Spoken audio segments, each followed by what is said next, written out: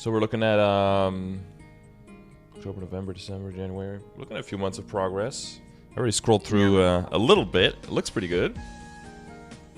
Like 2.5 months or almost 3 months. Mm-hmm. Yeah, I've been like grinding, like working on my account, general, all that stuff. A little bit of bossing. You feel happy with your progress? Yeah, I'm almost 252 now, so I think I'm like, it's like 12 levels since then, so it's pretty good. I have like some goals that I want to set for my account and some goals for the session in general. Okay. So let me know how you want to like structure it so that I can kind of tell you what I have.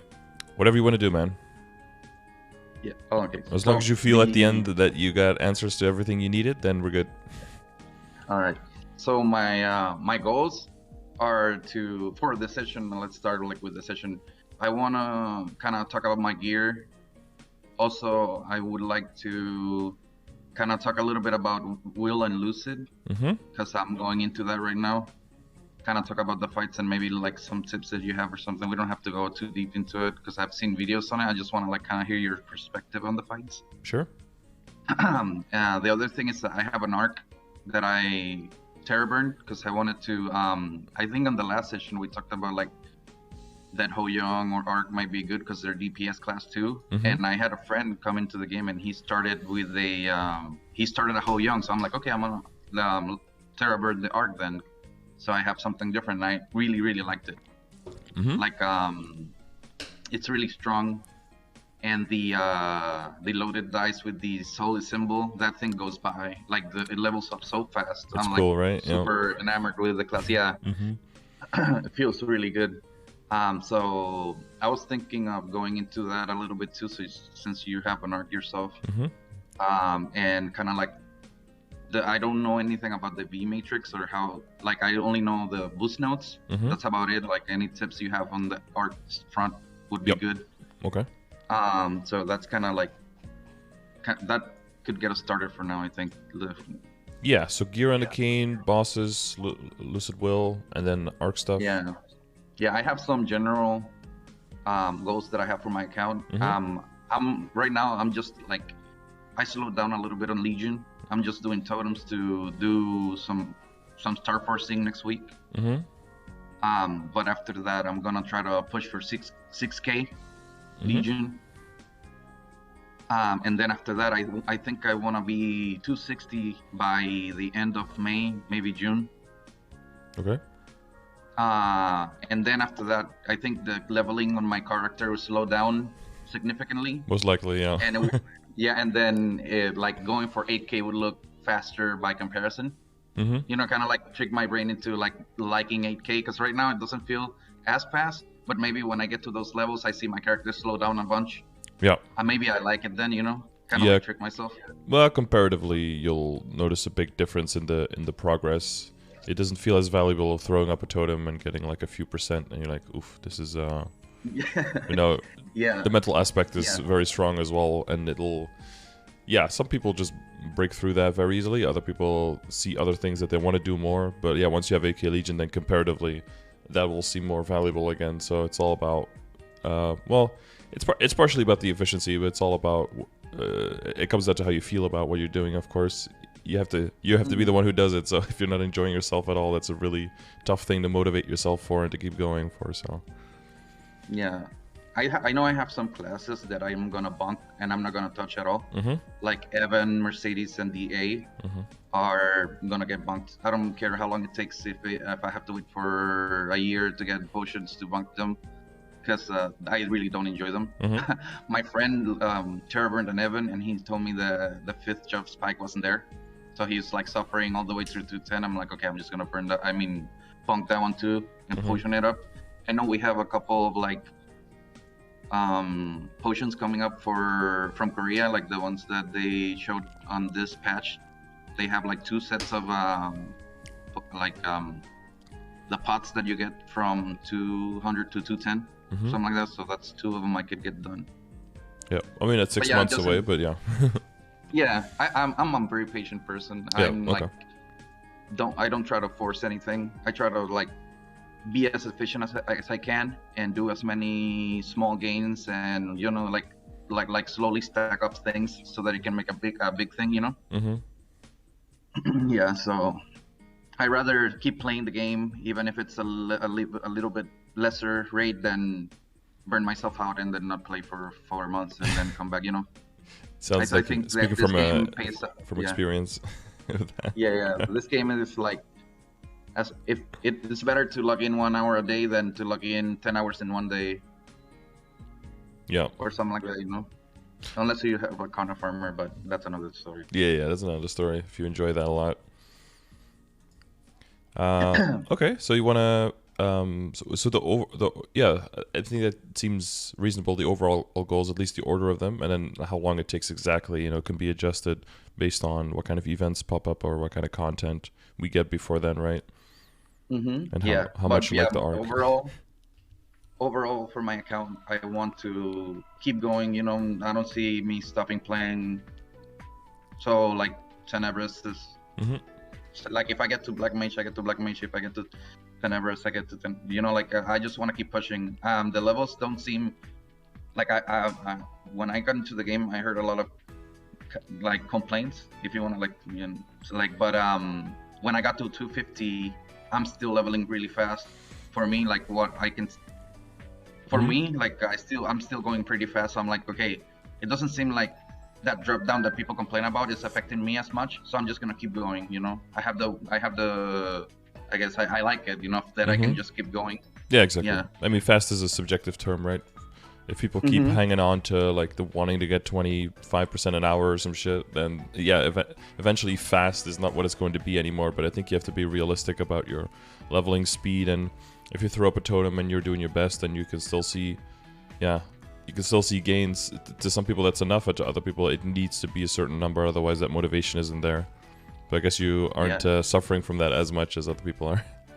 No, the only thing is that, well, I just try to get a totem down and do the best I can, because right now this it can get a little fiesta with the servers and all that stuff. Some totems were kind of really scuffed at the end there, like the servers are not handling well. But I don't. Right now, I'm not trying to fret over like 15 minutes of a bad totem or something like that. You know, like I just get something done. At least if I have to leave in an hour after I start until I leave. If I get the whole totem, then I do it, you know, just as long as I'm doing something, I'm moving forward, I'm getting some mesos, or I'm getting something for my account in general, I'm happy. Yeah, all the little bits add up, right? Okay, good. So you want to start? Because since we already had a session, I'm assuming that all of the basics are pretty clear at this point. Yeah, I'm pretty much found your channel the second day I started the account, so I've been non-stop in your commands all the time. This is pretty much a dissertation on your commands. Good. This account. All right, I look forward to the PowerPoint presentation on that. So the main thing is, like, I guess like whip progress is the main thing we want to focus on here. I do see that you have a lot of IED, so that's currently because of the familiars, and you haven't hit any boss familiars yet, I'm guessing. Yeah, so what happened is I wanted to show you how much I have now, because I got my third familiar slot yesterday, and I'm about to roll in fully into Superior. So I just wanted to show you, like, this is what I have without me re-rolling anything, like just what I have in general. I think I have like 66 and 66.6 functional, something around that, because I don't have that much functional ID except mages and boost notes. Kain doesn't have any. Yeah, your doesn't have passive hypers, right? Yeah, I'm not using any. I'm not using any. You're not using any of the ID ones, okay? Yeah. Oh, yeah, you go into those if you need them, but I don't need them. Okay. I have a line on my WSC. After the event, I was thinking about re-rolling it, and now that I got my third pet, I'm for sure re-rolling it. I think two-line, right? Like two-line it. Yeah, so the secondary has the secondary technically is like weaker now than the emblem, but emblem has fewer junk lines than secondary, so it might still be cheaper to re-roll the emblem instead. Do you think the 30% attack in there is worth it. Like going for the 3, because I would settle for a 2-line. I don't know if 18 and 21 is that jump is worth re-rolling for. So like that's why I wanted to do this progression session, because I've been settling for a lot of the things that I see, and I don't know if pushing is worth it or not. So might as well get your advice on it. Yeah, it'll come down to how big of a pool of funds you're working with, because right now you have a decent amount of money, right? You got like 25 bill or something. Around 22. 22, yeah. And the 5, 10, 15 is coming up. Yeah. So basically, after we finished our last session, we were going into the no boom room. I got all my stuff ready, and then after that, I got probably like 13 items to 17 stars. I got my hat to 19, my top and my bottoms to 18. And I was around 21, 22 stat with my drop gear. And I was just getting all the all my items ready, all my backups and all that stuff. I was about to go into Gullux, but I didn't have the earrings when the cube sale and the DMT showed up. And I was like, okay, so I'm not sure if I should just hold on to my superior and start first past 20, or take the speed bump everybody takes and just stay at 17. But then I thought, like, since I have the earrings and I don't have that much money now, I'm just gonna do 17 on the ones that I have and work on the potential, because it's gonna be really cheap now. If I have to take the speed bump, I'll just take it now and then decide what I'm gonna do with my earrings later. And the DMT was just like crazy for me. I got like in 150 cubes, I think I spent around 6 bill, and I got everything 2-lined at least. Everything. I jumped from 22 to like 29 stat or something like that. I was like waiting for I was waiting for superior to go into Lucid, because some people ask for 25k stat, and I make like a super hyper jump, like for being too short to being over by quite a bit. Yeah, it's like I don't know what to do. So the earrings, the rest of my gear, my funds now. In the in the equipment inventory, those are superior earrings, but completely clean. Yeah, the earrings and my reinforce are clean. My reinforce ring. Oh yeah, and do you have where are you with backups now? I have like 7 reinforced earrings. My backups are in the bottom. Yeah. All the way at the bottom. I'm scrolling. Okay. 6. I got 6. 6, yeah. Because a good moment to work on though. Yeah. So right now you're using what, the Diacitis earrings as like your main earrings, or? Yeah, I put for the picture I took is with my reinforced, like you saw over there, because I wanted you to see the IED and the boss damage and all that stuff. And so I'm using I'm just using general drop gear when I go. Actually, I'm using the superior, just like they're right now. No potential, no stars, no nothing, just for the set bonus. Right. This is superior in the screenshot, right? That's why your IED is like 96. Yeah. Okay. Okay. One of the reasons why one of the big reasons why I wanted to do this session is because if I'm lucky enough, okay, so this is the big, like, one of the big things in my head going on. Sure. I could skip 17 and get a 20 earring, but then that's not done either, right? Like we still have to tap it and get backups and all that stuff. But maybe you don't have to, right? That's up to you. Yeah, maybe I can use the funds that I have right now to kind of push all my stuff to 19, as close to 19 as possible, and maybe I could get enough from this next Star Forcing event if I only 17 my earrings to try to get to Heart Lucid and Heart Wheel, kind of like get Lucid and Wheel ready, like Heart Lucid and Wheel ready. What's your so that was like, what's your BA right now? Have you done one? I haven't done any. Yeah, I just been farming and getting backups for the stuff. I haven't tried it. Sure. And you have no bossing familiars, right? No, only IDs. No boss damage familiars. Okay. Yeah, and healing ones. So you're probably going to be using more of the healing ones for Will. So there's going to be some IED loss there, but not like a crazy amount.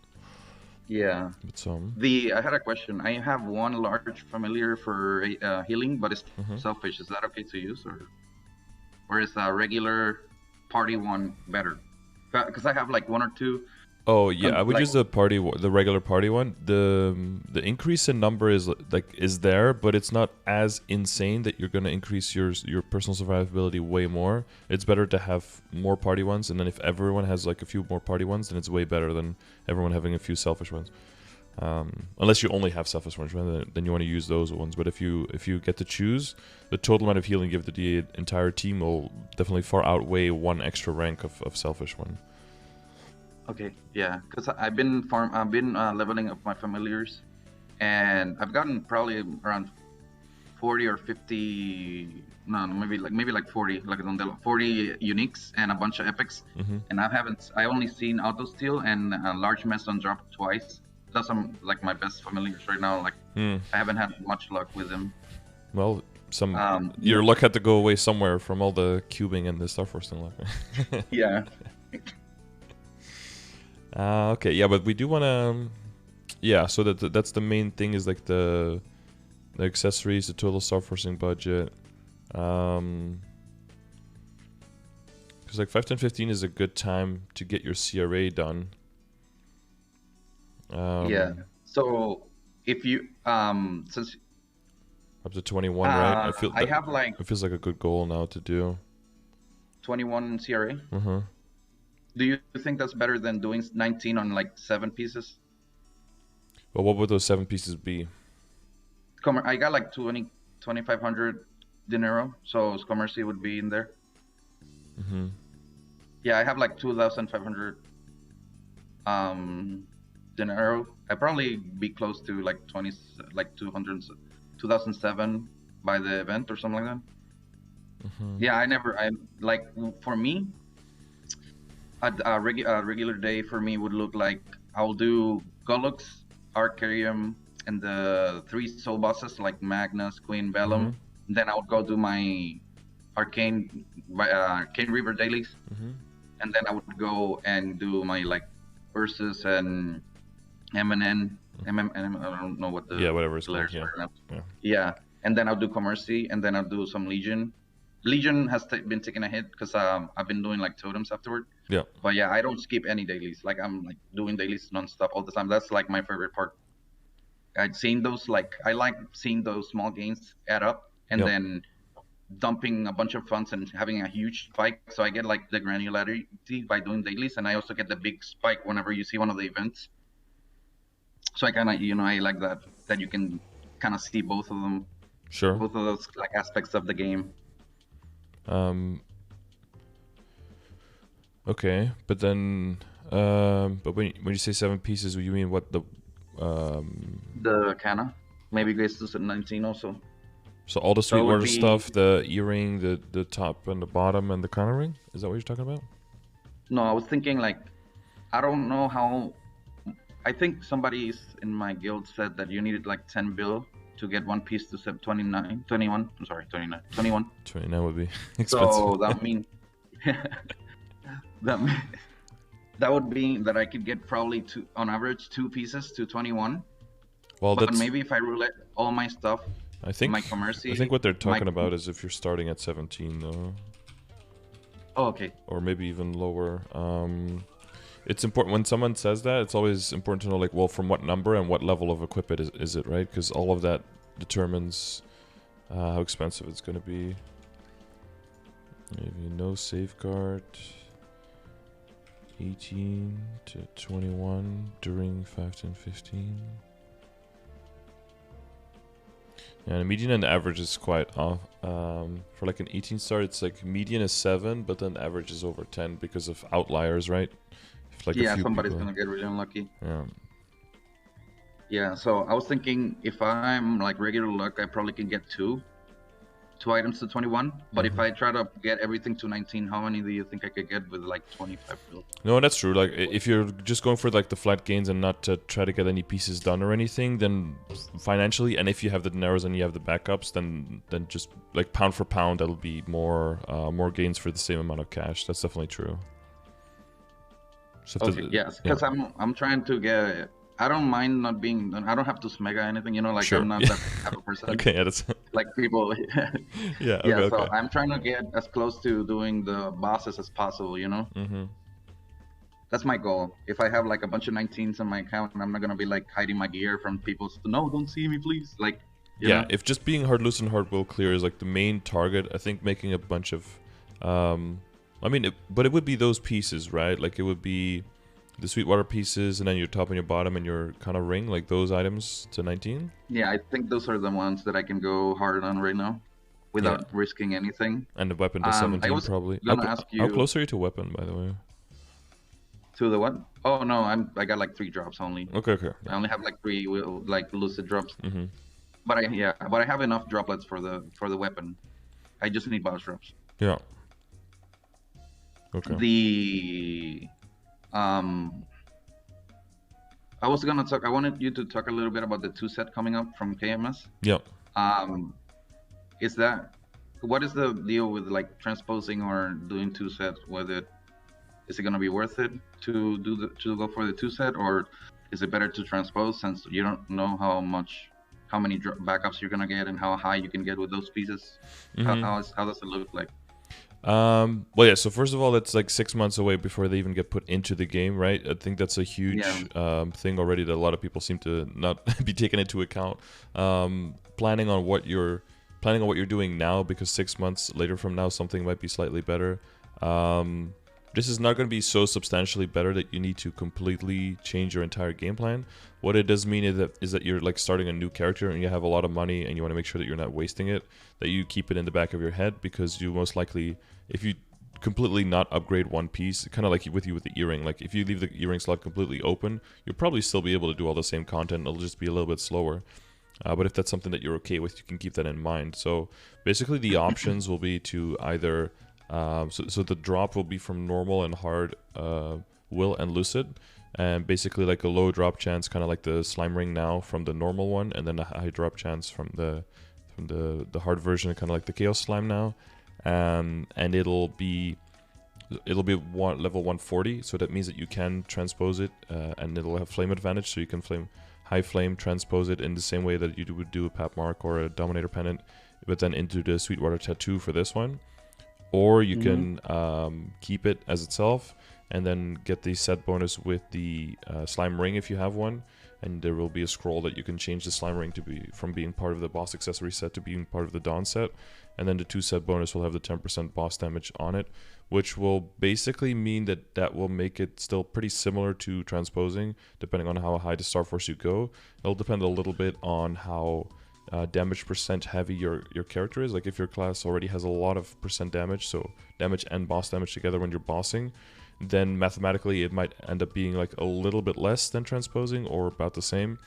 And if your class mainly relies on on Allstat, and doesn't have that much damage percentage, it'll be more efficient for them. But it's pretty close either way. So depending on your class, you might want to look into it, seeing if people have done the numbers already, if it's slightly better or not. I kind of see those options as being equivalent to each other.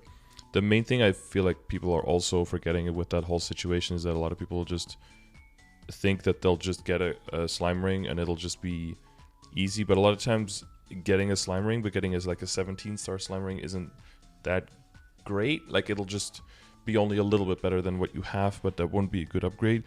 You want to get a high star slime ring, which would mean very high star Kana treasure into superior, you know, so you need backup coins for an extra superior, and then tap that one again, hopefully not boom, and then transfer that into the slime, and then probably tap the slime again. So there's a lot of work that goes into that whole process to get like a 21-star or 22-star slime ring. Yeah. So for me, are those drops shared with the group? Or is there yeah, no, they're shared. Yeah, so all of those pieces can be worn by all the classes, so they'll be shared on drop. So yeah. Yeah. So I'll probably, when I get one of those face, I'll just transpose it. I don't want to fight over things and all that stuff. I was thinking of going 21 with both the monocle and the tattoo anyway. Even if I get the like a CPAP mark or the tattoo eventually, but because they even if I get a mark right now, I don't want to settle for a low flame on that one in particular, because that one is takes ages to get to. So I'm gonna go really high on that flame. So I don't mind going 19 or 21 on my commercial right now. You know. Yeah.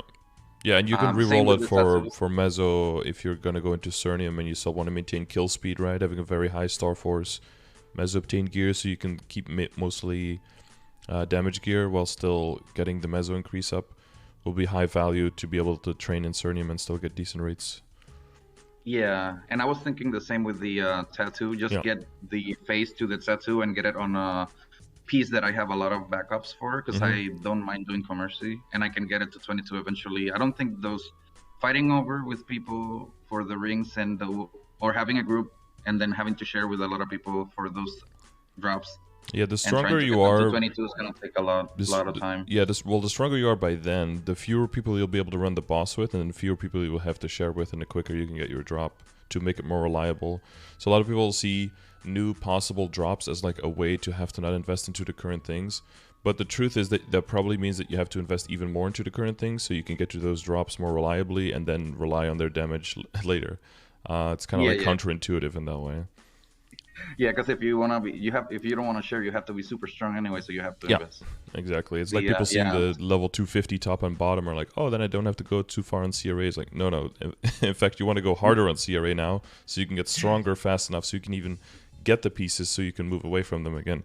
A lot of times, pieces are necessary stepping stones to get to the next part, unless you're getting hard carried or you've got like a trillion mezzo from your current character that you can just throw onto a new one. Yeah. Well, so full 19 seems so which piece? Because you said 7 pieces. Was that just like a random number that you said, or did you have 7 pieces in mind to get to 19? The Kana treasure ring. If it goes there, I have like 2 of them. I have 3, but one of them has a legendary potential that I wanted to talk about. I saw, mezzo and drop. Yeah, you want to keep that. And then the other one rolled 18 in Mezzo. I'm like, what do I do now? Because one of them was supposed to be damage gear, but it looks like a really good CERN piece, like Mezzo and 2, 8, and 19. And then the other one has item and drop. So should I just keep them like that, or should I reroll one of them? Or? Yeah, that's a good point. Well, because I wanted to have a damage ring, but I don't know what to do now. Yeah, that's annoying. Well, you still have other pieces to work on as well, right? You have the reinforced and the... Yeah, and the earrings. And the... I think there's another pot that I haven't done. I'm not sure. I don't remember. No, I think it's the pot, the earrings and the reinforced are the ones that I haven't done. And I'll reroll my secondary was the other thing that I wanted to do. Well, you're using your Silver Blossom for damage now? Yeah, I still don't have my reinforced in there. My reinforced is still on my bag. That would be replaced by the reinforced with the whenever I get it to. It's not there. It's like a brand new reinforced ring that I have. I was thinking of waiting till I get this 17 star scroll, so I don't have to safeguard or anything. Just get it to 17 and get a epic. I mean, like legendary potential. Get it 2-line. And are you considering Meister rings at all to replace the event ring? Yes, so I got the event ring just because I wanted to have more Meister rings craft before I get to... I only had 3 primals, so I wanted to get more primals before I was gonna do the whole thing. We're leveling up our accessories and getting to craft more of them at once and be done with it. And I'm not gonna start doing my arc right now. I wanna get done with some of the dailies on my Kain before I start going on the arc. So my arc is like in the kind of distant futures. I still don't see myself pushing with the arc or anything like that. I wanna my goal for the arc is having everything 17, kind of where I'm at right now with my Kain. But I'm gonna keep going with my Kain further. So I wanna get 21s, 22s with my Kain, all that stuff. But I wanna have my arc kind of full 17 doing Lucid and Will. That's like my goal with it. Lucid and Will. So I wanna the normal, normal versions or hard. Yeah, kind of like around that. So I'm not gonna start on it just yet. I wanna get a lot of dailies done with my Kain, so I don't have to do 2 sets of dailies. Yeah, fuck that. It's too much time per day. As you finish one set, you can start with the other one on the other character, so you keep the total amount around the same. Yeah, don't scale up too hard. Okay, so it would be Counter Treasuring, and then the pendant, and the eye, and the tattoo, and then the bottom and the top. All those to 19. And then which other pieces were you thinking about? So get everything. So my weapon's 16. Yeah. My Golux is 16. So everything to 17, and then do that. Basically, that was my point. That was my thing that I was shooting for. Is that like, is 19 way cheaper than 21, where I can get more things done with? Yeah, 19 to 21 is where the big risk and the, because if you look at the calculator, so this is like 19 to 21. The main thing, the problem is the difference between the median and the average cost here, right? So if you're not too unlucky, it's not super expensive, but it's kind of likely that at least one of your pieces is going to get quite unlucky, and then it costs like more than double. And that's where you want to have that big buffer if you're going to make that jump from 19 to 21. To be fair, if it goes wrong, you know, you're trying to get one piece from 19 to 21 and it goes wrong and you end up back at 17, that's not a huge loss, right? To lose 2 stars on your entire account, but it's still going to feel bad. So the more money you have, the less likely that might happen. Because I would say definitely the stuff to 19, you know, with everything you want to do and like the profile you have, I think that's the right move. The second thing I would do after that is probably redo the emblem in the secondary, just to get at least 2 lines of attack on both. That total is going to make it worth it. However, since we do have a 30% off coming as well, I would be inclined to maybe move that backwards a little bit more, and then focus during the 30% off on getting a reinforced up to 21, and then maybe tapping it on a superior, and then if or maybe the belt, or maybe both, depending on your backups at that time, so that you can move into 21 on the earring and the belt. Well, I would do that during the 30% off. Yeah, because so you could choose to do 30% off to make the 21 level 140, right? And then to move it into the superior, and then depending on backups, you can either, you know, work a little, make it like epic pot or something, so it has something, and then maybe just hold money, work on the emblem and stuff, and wait until you have backups in Golux coins, or until a backup drops from Helix himself. Or you know, depending on your patience, or you immediately go to 21 if you have a backup, or if you have the coins, or if you want to YOLO it, whatever. And then if you hit 21, then you can go a little bit harder on the potential. Yeah. But you have a decent amount of backups already, and 30% off is in not super long, and you will already... I imagine that once you get all the 19 stars done, you'll still have a decent amount of money left. So I think you can at least see if you can get like 121. If you get 121 like reinforced earring or something, and then the other one is, you know, there's not enough money for the other one, then you just start saving up for the cubes for the emblem and the secondary instead. Okay. Man. Should I throw a fodder into it and get into 17 just as a safeguard, like kind of safeguard against not getting to 21 on my reinforce, or should I just keep my earrings clean right now, until the 30 and then go? Well, I was gonna say, like, I would let that rely a little bit on what your BA would be, because if you do BA now and you're like way off of the requirements for the run, then it might be necessary to have like a little bit on the on the back burner, right? So you can get some guarantee for some increased damage at least. But I imagine with all this stuff, I don't know. If you hit the 19s, I feel like you would hit the requirements, so it might not be necessary. And I kind of would go more all or nothing there. Not to, if you pull your punches a little bit and you don't fully commit, it might be that you fall short because you're keeping money on the back, you know? Mm-hmm. Yeah. And you said that the 18 attack on my emblem should be, it's like the 3% is worth re-rolling then? Yeah, there's an okay chance, because you're like, the third line could be like a dex line, a damage line, or an IED line, so you have a decent amount of outs as well for the third line. Because it would be really cool if you could get to an emblem that has not only 2 useful lines, but a third line that does something as well. So if the third line would be a dex line, or even if it would be like 12 dex instead of the strength line with 2 lines of attack, that would also already be a decent increase.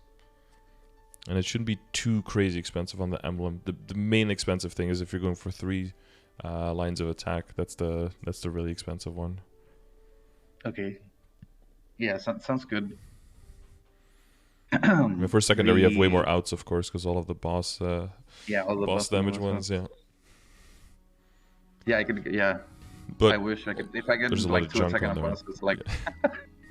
that's like the dream right now. Mm-hmm, But mm-hmm. yeah, my secondary never was kind to me, so Mm-hmm. I left it like that. It kind of scuffed, like it was giving me trouble. I hope it's better now. Yeah, hopefully. We'll see. If the star forcing goes really bad, then maybe the cubing will go well again, Mm-hmm. Maybe it'll Yeah, counteract. something. Yeah. If star forcing goes well, the cube is going to be shit, so do something else first. And then it's okay to stay unique on CRA for now, yeah? Yeah. Okay. Yeah, it's fine. It's, Yeah. because you're going to aim for 2 line anyway, and that's already pretty expensive, plus the tier up costs and whatever. It's better to dedicate that money to star forcing for now, especially since we have 5, 10, 15, and a 30% off in not too long, and you have the backups already. I would focus on that first. Okay. Another goal that I have, man, it's like start getting arcanes, Mm-hmm. so that when we get like, what is the word with the 15, like 5, 10, 15 and the 30% off? Is that something for sure happening for Korea and then might happen for us, or? Yeah, Korea has announced that officially for them. But yeah, of course we don't know if that's coming, and if so, when exactly. So Yeah, so I was thinking of like, if I get really, like, if I get ready for doing the Hara bosses now, I could probably move into, or like start buying arcanes for when that happens and save a bunch of money there. So that was kind of like my outlook going into like the summer. Mm-hmm. Kind of get as many arcane pieces as I can, and then going on that event. Yeah, that could easily be like 7 or 8 bills saved.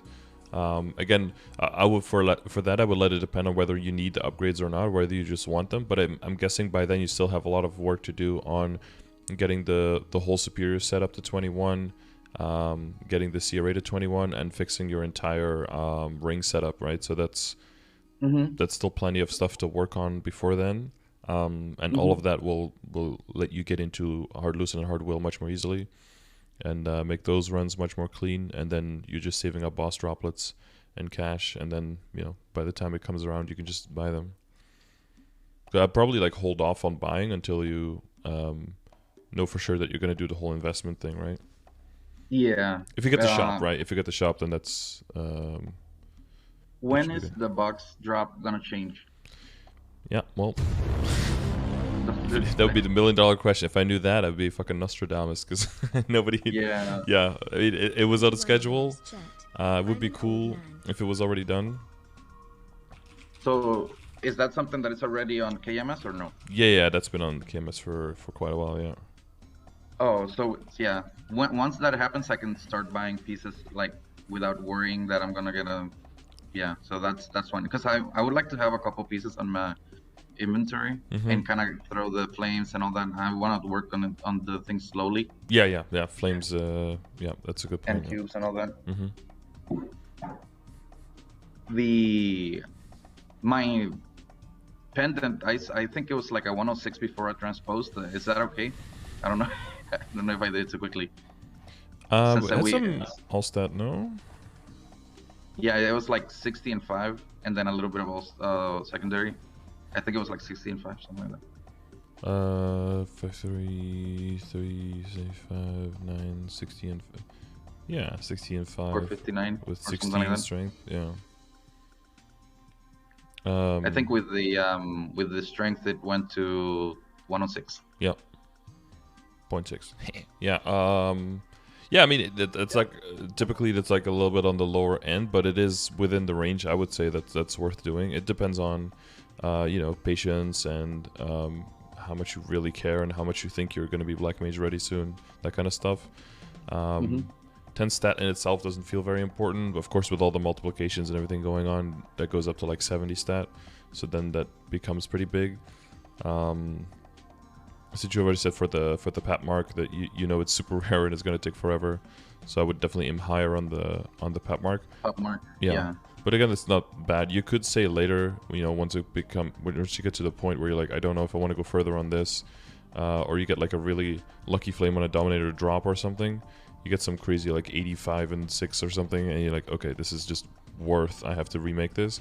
Then you can always relegate this back to like a meso obtain slash damage pendant kind of thing, right? Where you switch into it for Surname or something. You can always give a second life to pieces. Plus, the further you go, even like a 19-star legendary 3-line transposed, that becomes replaceable at a certain point. At a certain point, the next upgrade just makes more sense financially. So it's I would say it's a good piece, but yeah, like on my main, I would probably think it'd be a little bit under where I'd want it to be. But if it was anything except for my main, I'd be totally fine with it. Yeah, since we get more Dominators, I wasn't opposed to redoing it, and I got it like in 200 mil, something like that. So I'm like, do I really want to spend another 10 builds getting like 5 more stat or something like that, you know? Yeah, or maybe not. Yeah, it's yeah, for sure. So I was like, cut your gains and go. Yeah, I'll save the 10 build now and then spend them later when I have way more money. Yep. Yeah. One of my guildmates was like, I'm having such bad luck, but I guess I spent it all on this. It was like a 96 and 6. Something like that. Yeah. To transpose. I'm like, what the hell? Like, aim for that, I guess, right? Yeah. Not really. Yeah, so some people have some crazy stuff. And then in all those megas, you feel bad about every piece you have, because there's always one person who has a crazy piece for that one slot. Yeah, I'm trying to avoid being that, right? There's this one person that's megas the same piece as like a 22 CRA with perfect stats and all that stuff, like a 140 flame, but then all the rest of the gear is trash. Yeah, probably. Or the like I don't want to do that. I want to try to get to where I'm going. Our boy with the 23 star top. That's 36% dex and like 140 flame or something. Yeah. Well, yeah. I'm trying to keep as much of the meso that I have on my gear and not on traces as possible. Yeah, meso and traces is bad. I agree.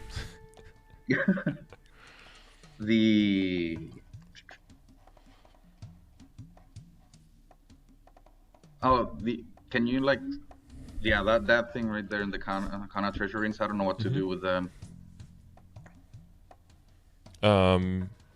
Wait, I mean, it stays a meso ring, no?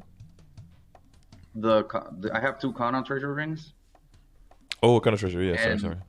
And then one of them is like 2-line drop, and so I wanted to have a damage ring, but now I don't know which one to reroll, if I should reroll any of them. I got the other one ready, the 1+1 we had recently. Yeah, what's your current? I didn't know what to do. What were your current set combinations? So if you wear all the drop stuff, I got 5 and 5. 5 and 5, and then with a double line one. Yeah, okay. And that's all, right? You don't have like a 10 and 0 set? Or like an 0 and 10 set, I guess? No. I have only the 5 and 5 set right now. Okay. Eventually, the event ring and all the other stuff is gonna move into item drop and get me like a 200 set, right? Like a 10 drop set, but... But yeah, with the 17 counter ring, I'm at 5 and 5 right now. Yeah. Yeah, I guess that's annoying. I guess the blessing might be that the undercurrent treasuring is only 15. Yeah, I'm not opposed to throwing that away if I have to, but like I looked at it and was like, it looks like a Cernium piece to me. Yeah, because I'd be like for Cernium kind of reluctant to go into rings, but then again, you don't already have what I had with like the old transposed E-ring and stuff at 21 stars just sitting in your inventory, because that's an obviously more brain dead option. But that's not an alternative for you, so then this would be. Yeah, you're looking for another damage ring. But then you probably just would be aiming for 21% dex for now, right? Yeah, and if I have to do another Kana or something, then I would have 3 that I have to work on, right? I guess the other one, the 17 one, could stay like that. Yeah, the 17 one would stay like that. I think that's pretty straightforward. Like the double line one, that'll just stay like that. The main problem is the 15 one. Whether you just bump it to 17 whenever you feel like it, and then work on a third one, or whether you re-roll this one and send it further. That's basically like the 2 main options. The question I have right now is this one good enough to be damage gear right now? The 18. If you Star Force it, yeah. So I'll probably go on that one, then get it to 19 and get it as part of my damage gear, and then I can just yeah, it's kind of weird because I don't know what would I do. I later kind of get a Meister ring, I guess, and replace that one, or I don't know. Yeah, you can kind of like frog leap them then at that point and see if you can make it stronger. But like a high Meister would replace your event ring as a damage ring, right? So you go for reinforced Meister, kind of treasure and superior, unless for some crazy stroke of luck you get a slime ring in there somewhere. But then you would have to, for a lot of those things where you get those drops, so like whether you get a slime ring, whether you get like a pitched boss item, anything like that, make sure that you always have it at the Star Force that you want to surpass what your current piece is before you start worrying about the potential and everything. Because too many times you see traces of like blown up berserks that have like a perfect flame that probably costs like 10 bill plus and perfect potential on it, but then it's just a trace and it's like it's such a waste. Like, because it can boom from Star Force. So make sure that you do the Star Forcing first before anything else. And then if the Star Forcing is where you want it to be, then you commit on the other ways of upgrading. Because otherwise that money is just lost in a trace and you can't do anything with it. And if I roll over this, it's not there in the world either, right? Like I can just keep this one and like change it to a damage piece. Yeah, the main thing that would make something a Cernium piece is like this would be good, but then the other two pieces that you make into a Cernium Meso piece would all have to have at least 2 lines of Meso, right?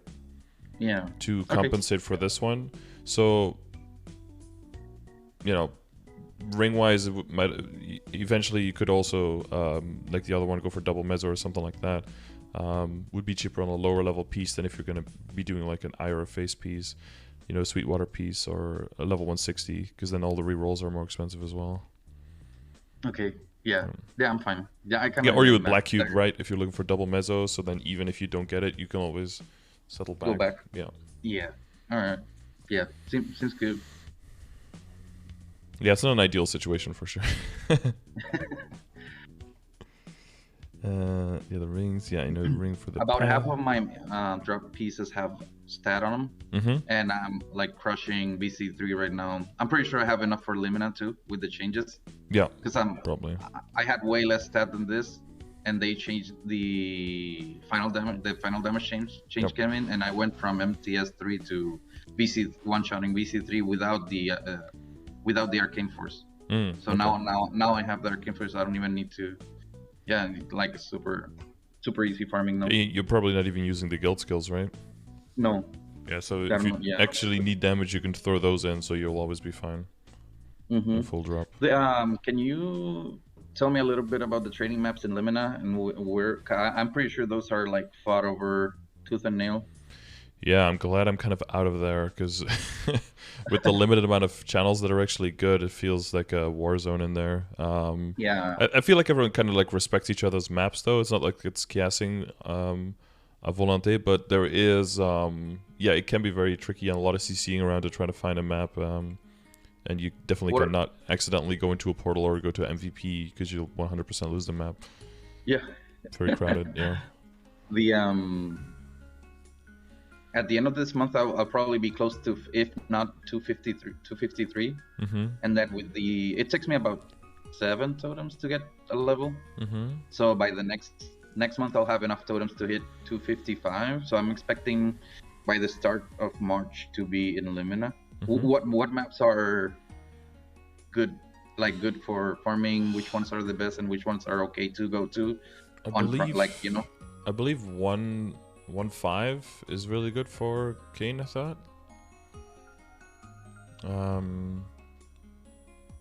But I think that's probably the most popular map for about every single class in the game. So 1.5. Yeah, I'm not sure if 1.4 and 2 and 2.5 might be good too, but that's more specifically for like the Kain Discord to ask. I would say they probably have a list there of maps that are good and people who've tried the rotations on all of those maps. So I would trust on their expertise there more than mine, specifically when it comes to Kains and rates and rotations and all that. Because I think that's where like E-Boy, Vanya, and Vane and Smidley were training on their Kains. They're both like 260 plus. So.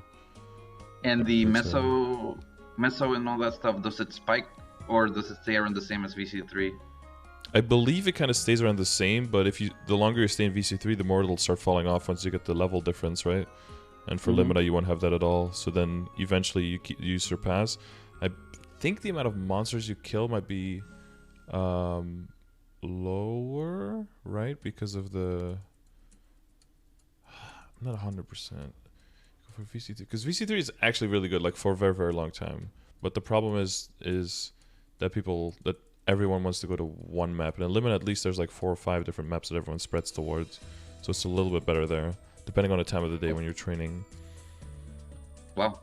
So VC3 is more popular than the Aluminum maps then? Like more fought over, I guess? I guess it's like VC3 and then like LH2 and then for some people LH6. But it's mostly just VC3 for almost everyone. And then some people kind of like refugee into Labyrinth because they just don't want to deal with all of the bullshit.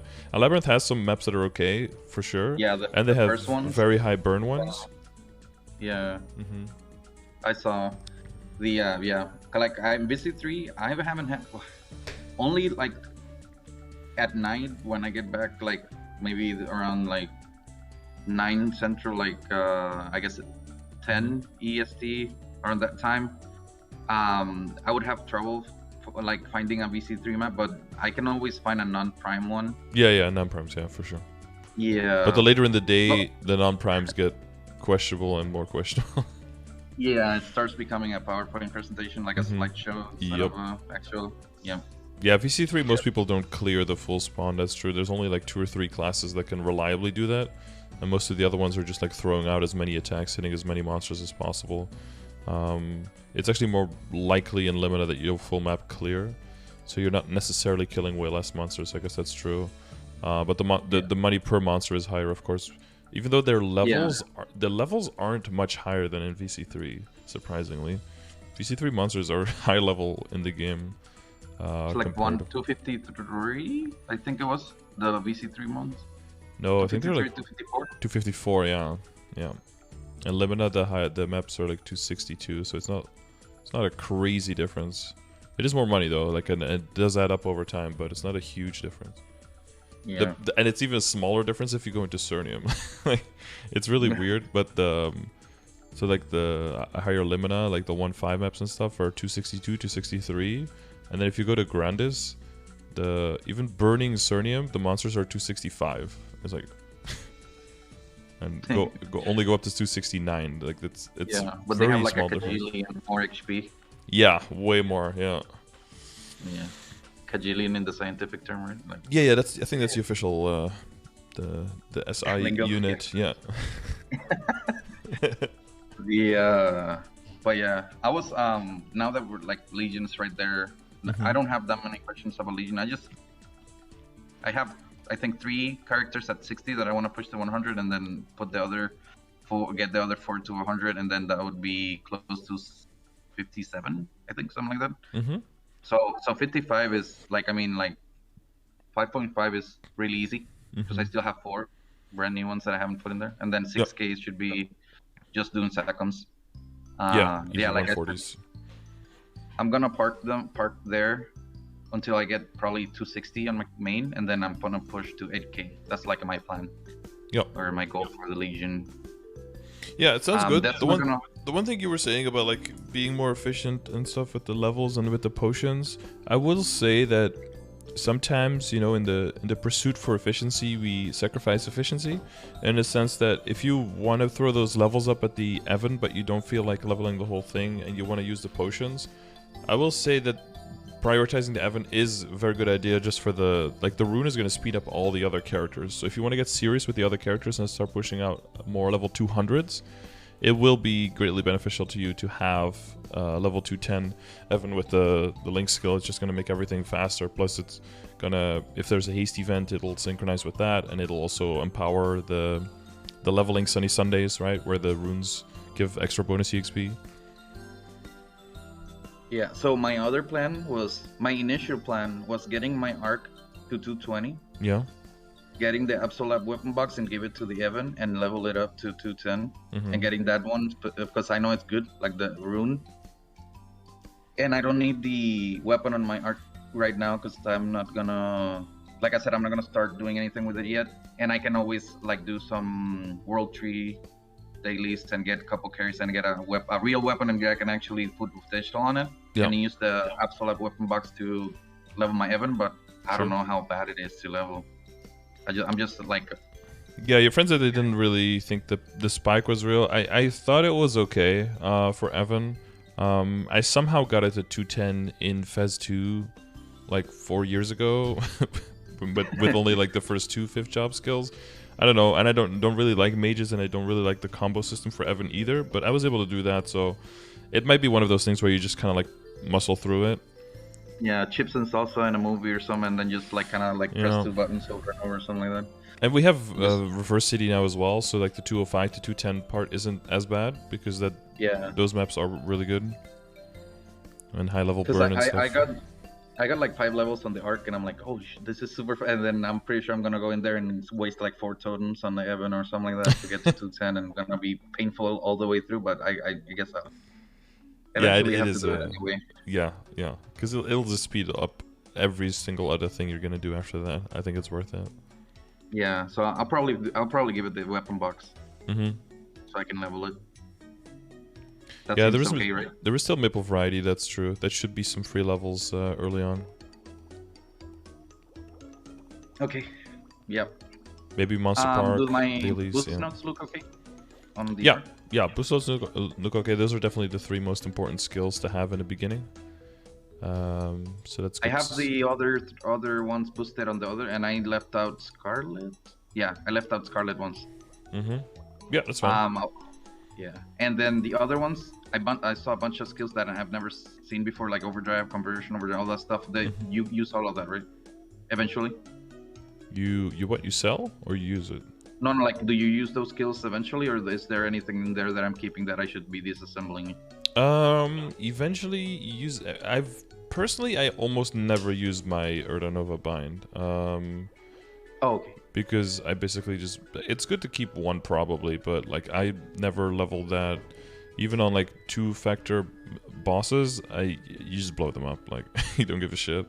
You kind of like learn to be okay with not hitting your full hits because you have a bunch of damage over time and whatever. You learn to time better when the boss does an attack that lasts a long time. Then you just put the beast down and you still hit it. You hit it like off burst in between somewhere. Because there's so much good stuff that you want to throw into your matrix, I feel like every time using the bind in there is always a waste. And even at 275 now, I still feel like there's never really a good time to throw that in. I always like to have something else in there instead. Yeah, you can always wait a little. Yeah. Yeah, maybe if I was like 90 more. Second bind cooldown. Yeah, it's always 90. Yeah, and you got yours, and you just wait a little bit, and that's it. Yeah. If I was more limit test soloing bosses, like I was trying to do a hard will like regularly or something, I'd probably throw it in there so that I could bind like both of the sides and stuff, and always have one on cooldown faster. But yeah, I just prefer running in parties and having a little bit easier time, and also doing stuff together with other people rather than soloing everything. If I was soloing more of the harder bosses, I probably would use it more, to be fair. But yeah. Now that I'm basically just like grinding I'm gonna be grinding all the time and not no bosses with my arc for a while. Is there any other skills that I should take out and put boost notes on, or that you should take out and put boost notes in for like your current setup, you mean, or like what the next I think all 3 of the skills are pretty good at farming. Maybe the beast is not that good. Devious Nightmare is really good, and then Abyssal is kind of like the shield button. You just press it and then you just kind of look around and do other stuff. Yeah, once you get strong enough that the beast is kind of a little bit of a waste of time, because you could just rush through the map anyway and still kill them at the same time. I put the Infinity spell in there instead, because once you run out of Spectra and you're in Flora mode by itself is kind of, especially in the beginning, it's kind of dookie. So if you can empower the Flora mode by either using Infinity Spell or by using Conversion Overdrive later, you can make sure that when you run out of Spectra, you're not just jumping around using basic drive, because then your average kill speed will suffer a lot. Yeah. Beast is mostly, I mean, in the beginning it's like to kill elites and to kill full map. Once that's a big thing. But once you're strong enough to do that with your regular skills, Beast is kind of just only for bossing. Okay. I guess the other two questions I have for that B matrix in particular is what should I be doing with my shards? Because I know that, like you said, I've heard you say Infinity Spell's really good when you get to 25. So I don't know if I should be doing that or getting just regular nodes. And the other question is, what's the order that the things go in for my arc? Yeah, you want to go pretty far in the arc. I probably still keep focusing on the boost nodes until you get to around level 20 boost nodes or something, and then I'd go into the skill nodes more. Okay. Yeah, probably Infinity Spell, and then Beast and Abyssal. Okay. And then the order that they go in, probably all boost nodes go in first, and then after that, what's the order on the skills? Because we have a lot of... Arc has a lot of cooldown skills that they get to put into their matrix. Yeah, I would do it on that order, yeah. What do you mean cooldown skills? So, like, before you get to 5th job, you listen like, oh, it's only like 2 or 3, like, you know, like CDs you press for your burst. And then I got to 5th job and I opened a couple, and then now I have like the overdrive, the conventional overdrive, the grandies that I still don't have, the all those other skill nodes. So now you're pressing like 7 or 8 buttons before you get to burst. So yeah, I don't know what's the order, like what's the hierarchy. So like after I put all my boost nodes in, which of the skills give me the most, you know? Yeah, if you're specifically looking to get that burst as high as possible, the Infinity Spell is huge, and the Overdrive is mainly important once you get like an arcane weapon, I would say, and Conversion Overdrive probably kind of similarly. Those are like a little bit later, like min-maxing skills. It would probably be like the Grandest Blessing and the Infinity Spell increase your burst the most, I would say. And then, because like the Beast and the Abyssal by themselves are already really strong. Eventually you want to max those, but those are probably lower priority. So I'd probably say Infinity Spell and the Blessing. And then the... Yeah, I mean, Abyssal is good, but I'd probably put the Beast after that, because you have the Beast almost twice as many times. So you can confirm that damage typically better. Plus it synergizes with the Infinity Spell better than the Abyssal does. Abyssal just only... The last hit triggers the... impending deaths, but for the Beast also, but it hits 20 times, so it triggers 20 times as many Abyssal. Oh jeez. You know, so like you'll see like the big explosion, and then a whole bunch of the impending deaths come out of nowhere and like just float onto it as well. And a lot of the damage from the Beast actually doesn't look like Beast damage, but it looks like impending death damage in the BA because it triggers all of those. Yeah. Well, yeah. With Spellbolt, it's even more per attack, so it's just it's like 60 of those balls flying around, or 80, however many it is at the end. Is it worth for me to make a 6th boost node and just have it there without leveling it for eventually if I push my arc later on or something, or never? I don't have one. Like I don't miss it, but maybe eventually. But that's something you can always make later, because making boost nodes for arc is very simple.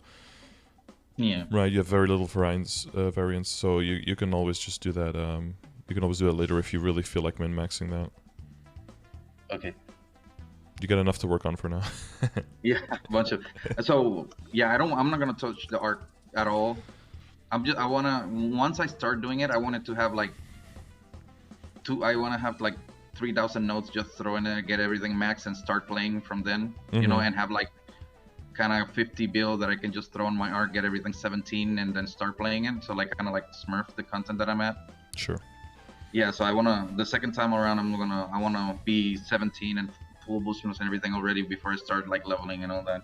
Like, so I really enjoyed my Kain for now. I wanna keep playing it, but eventually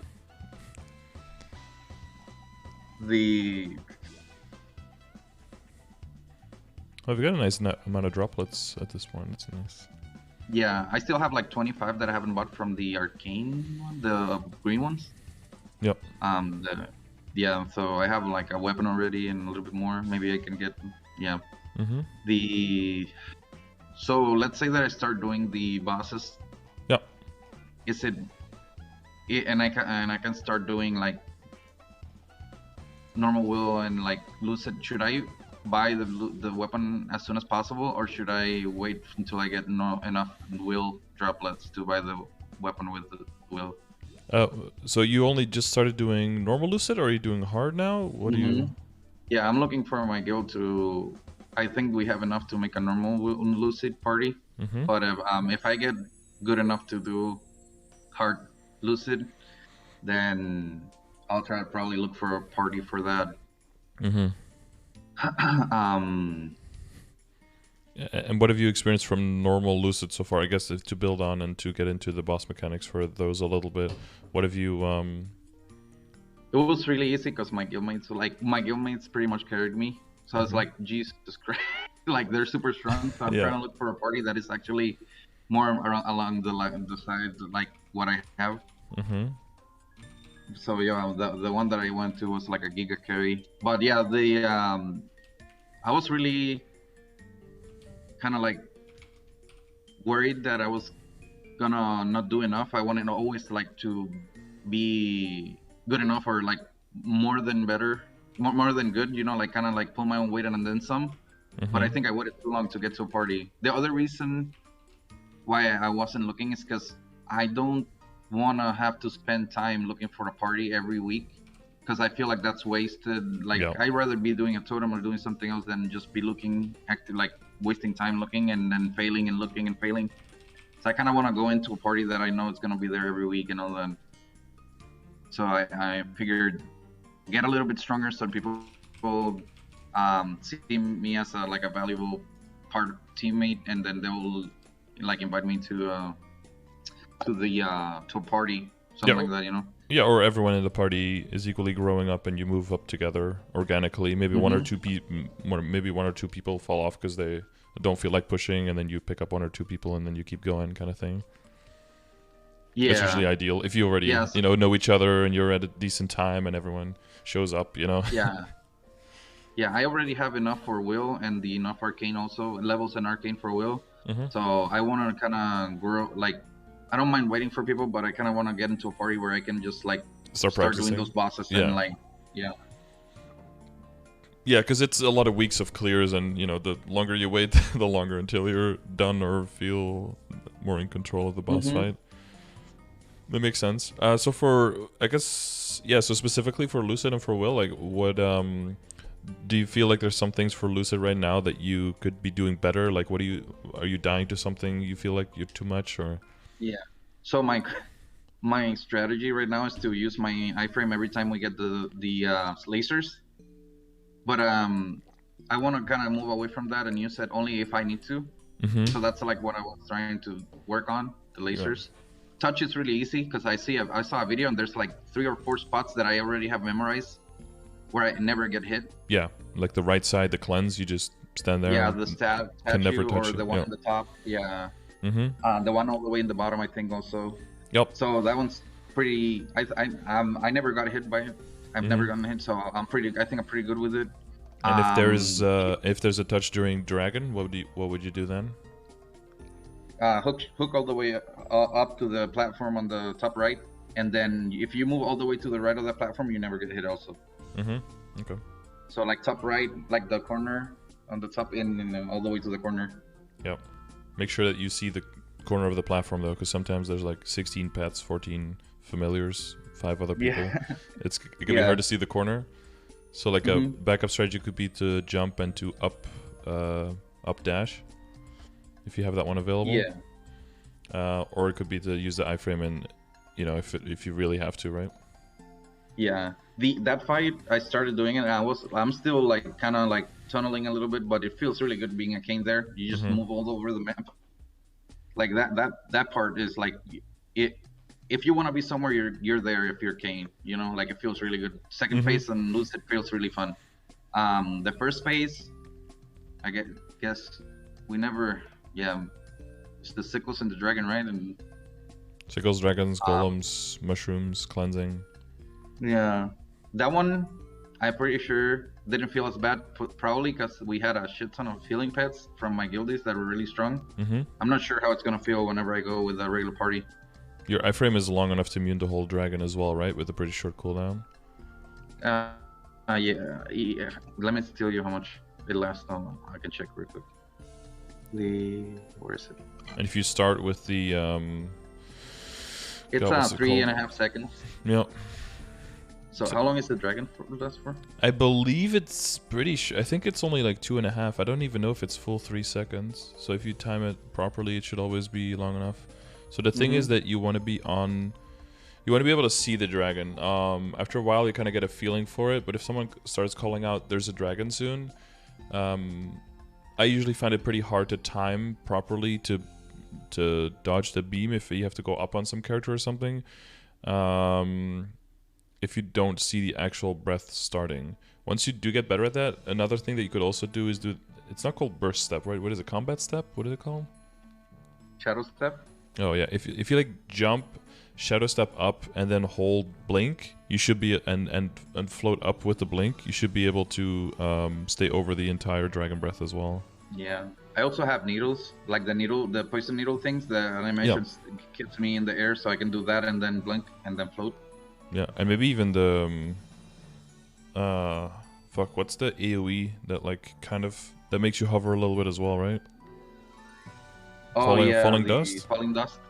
I think that keeps you in the air a little bit longer as well. So that could be like a Hail Mary. Like, if you're about to fall, you're like, ah! Yeah, just tap it twice, just to roll my charges. Yeah. Yeah, that's a good idea. That fight seemed pretty clear. Yeah. The Will fight, I saw a video. I never been in there. I saw videos and it was like. Do you need some laser pointers? Laser pointers. Nice. Oh yeah. Because the main thing, yeah, the further you get with lasers, the more you get experience. But the main thing with lasers is that less is more when it comes to movement. The more you jump all the way around, the harder it becomes to keep track of which laser is firing when, and the whole map will just be like a spider web of lasers, and that's when you die, right? Because everything just hits you. So the main thing that I did in the beginning was kind of like the same thing where maybe you don't do that with bombs anymore, but what you do when there's dragon is just go all the way to the top right and then wait for the first laser. What I have learned as well is that once you see in the background that she's starting to do lasers, the first thing I like to do is do an up jump, or in your case maybe like a combat step up, and then the first laser is going to be like way on the top of the map, and then while you're falling, the second laser is already going to go, and basically you can always duck underneath the second laser or slightly sidestep it, whether it's like a vertical or horizontal, right? And that's the first two lasers already gone without you having to even move from the top right platform.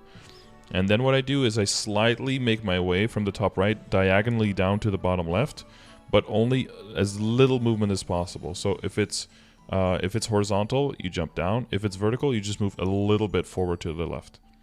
And that way you just try to move as little as possible. And again, it's kind of like with the tails in Vellum, like the faster you move, the more distance will be between the tails and the more the tails cover the map, right? It's the same thing with the lasers, is like the faster you move, the further away the lasers go, and the more of the map becomes filled with lasers. And as you get more experience, you'll realize like sometimes you'll have two vertical lasers and you're right in the corner of the map. Oh, but you could just go up. You could just hookshot up instead. And if the other one is vertical again, you can hookshot up again. And then if that one is horizontal, you can go down again. And even in hard, it's not a one shot. So if you get hit by one, it's not that big of a deal. You can just heal and then just walk through one if you need to. The worst part is like stay in one spot, panicky, start jumping around, and then get hit by like two on the way down. So it's all about like staying in control and moving as little as possible. Yeah, I think it was I had the opposite problem where I got too overzealous because I have the hook chuck, like the grappling wire thingy, and I just started moving all over the map, and then eventually I was like, okay, now where do I go? It's like a laser every single platform. Yeah. I just went too fast. But yeah, I'll start like going slowly. Yeah, you're like, I can outskill this, but you lose track of like which laser started when, and it's really like the laser shows up, it's like 1 second, and then boom, it fires. And then if you slowly keep moving forward, they kind of just all stack together. The only real problem is if you get dragon and you get lasers, and then the lasers are like all horizontal and stuff, because then you get fucked, because then you have to float, right? So then you have to jump into the air, use blink, and then hopefully you don't get a bunch of them right on top of you, and then you could probably, if you're floating, you float away from the top right platform a little bit to the left, and then if they're all like vertical or on you or horizontal, then I would just pop the iframe and just let myself fall into the dragon, because by that time the dragon's going to be gone already. Yeah. And then down is actually safer with your iframe falling into the dragon breath and trying to stay up there. Laser and Dragon is Prage, yeah. Well, as you get better and better, you'll use your iframe less and less, and then for whenever Laser and Dragon happens, it's pretty rare, but whenever it does happen, then you'll have your iframe available. Or you just take a death, you know, because if nothing else really kills you, it's fine to die to a laser, because you'll still have like 7 or 8 lives. Like, it doesn't matter if you finish with 10 lives or with 6, you know, as long as you don't finish with 1 or 2, because then it gets pretty crazy. Oh, but he's a Night Lord main, probably. Something like yeah. Yeah, then you have to Prage, yeah. Then you just jump from one platform to the other side, and you try to get as much vertical in your jump when you move from one side to the other, and then hopefully, even if the laser is horizontal, it'll be above you and you can duck underneath for the last one. Watch it to fire, jump over the next one, and jump to the other platform again. By the time you land, the horizontal is gone again, and then you can duck underneath the last one. And if they're vertical, they're like in the middle of the 2 platforms, so they can't hit you either way. So that's kind of the... Yeah, then you want to use that one thing you have as a Night Lord, which is the horizontal mobility. Yeah. Okay. Do you feel good about Lucid fight? Yeah, Lucid is just mostly like better character control, better mechanics, and I should be super with that one, because I already saw the whole fight, been through it and all that stuff. I know, kind of like, I just, yeah, as long as I can go more comfortable, I can use my iframe less and less, and then have it for whenever it's really bad. Exactly, exactly. Have you done the Toho before? No, we didn't get to do one. Okay. I know we go all the way to the, like, I've seen a video where they go all the way to the top middle, kind of. Yeah, there's a bunch of free spaces. I see some people go to the sides as well. I'm used to going to the top middle, but I think the top middle is, I think, a little bit more risky if you have one of the unlucky patterns. So there's like lucky patterns where the balls from the bottom basically just all fly by you, and the only thing you have to dodge is like the really slow ones that just come towards you, where you can just stay in the middle of them very easily. But there's like another pattern that comes like in a wave, that like waves outwards from the middle, that passes you, that requires you to move with it just a little bit, because if you don't move at all and you dodge the one on the one side, the one on the other side will like just barely touch you. So you have to, once the first one passes by you, you have to kind of move into that one, so that the next one that is like curving around you just goes over you and doesn't like hit you in the head, basically. Okay. And that's the one extra difficulty if you're going in a top middle, because I've seen some people floating to the sides, and that seemed a bit cleaner, but I haven't looked into that myself because I'm so used to going to the top middle now. But again, yeah, Toho is so rare at this point because everyone is so strong, and you have so many cleanses that as long as you don't absolutely fuck up your cleanses, you're usually totally fine, and a Toho is a very rare thing. And again, then if you die to a Toho, it's whatever, because then you go down from 7 to 6 lives, or from 8 to 7, and you're still fine. There's a shit ton of lives on that boss. Yeah. It was necessary way back when the golems were like undestroyable. All the dragons would kill you. Healing fams were not really there. The healing portal on solos and stuff, right? The dimension portal thing that you can tank solo bombs with now. For a lot of people, it would just like every single bomb was just a death. So you needed those lives, yeah. Yeah. For the Will fight, how so I seen a solo for my class on the Discord, and I've seen some people do it. I just don't know. I kind of know what the tests are and all that. I don't know if I'm missing something though. Like if I don't see some particular things in the video, so I want to kind of talk over it. Sure. So the Moonlight, when you get poisoned, you can't take the you can heal yourself on the second phase, right? Is that when you get blocked? Like yeah, so Moonlight is like the main will mechanic, and it activates a special ability, a different one in all 3 of the phases basically. But what it does is it creates like a Moonlight barrier around you.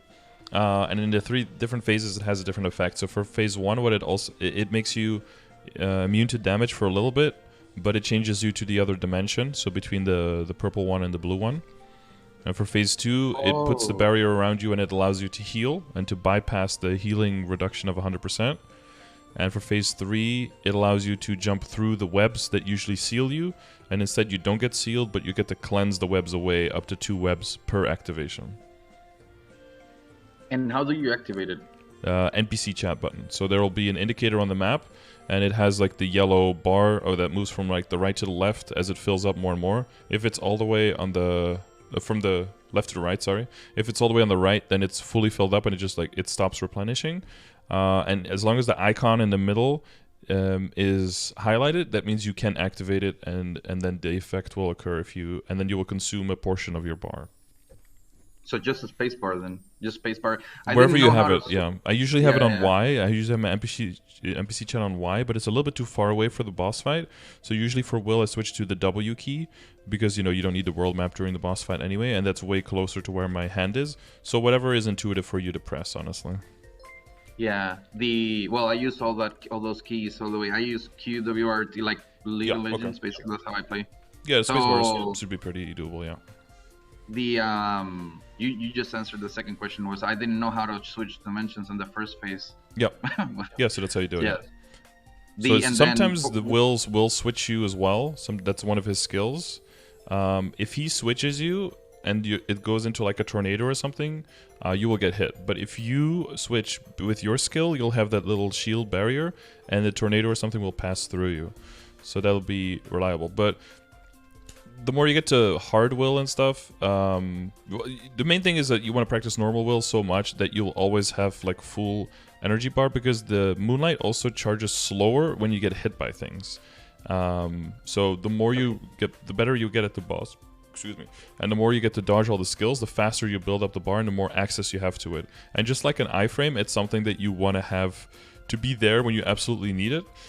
And if you're doing normal, you can kind of just spam it and it's whatever, because it'll just replenish very quickly. But you want to get so good at the boss fight that you actually almost never have to press the button in normal, because once you get the hard, that's when you will get to press the button. Almost never, because it replenishes way more slowly. And if you get too comfortable and rely too much on Moonlight and normal, you're gonna have a hard time learning the hard boss fight. So you see it more like a parachute basically, but not like the thing that you like pull all the time, but like you get to pull it like once or a few times in the fight. Because the healing fams are going to have to do a lot of the heavy lifting, but if you get hit by every single attack, healing fams are not going to be enough, and you're still going to have to spam potions and stuff in phase 2. And if you don't have the Moonlight anymore in hard will, you're still going to die. So it's all about like recognizing the patterns and where is like the lowest chance of me getting hit by something, and not getting too complacent in, oh, I'll get healed anyway, or oh, I can use Moonlight anyway, because in hard will that's not going to be the case. So I guess I'm assuming that the healing fans bypass the 100% then. Yeah, like the debuff. Yeah, exactly.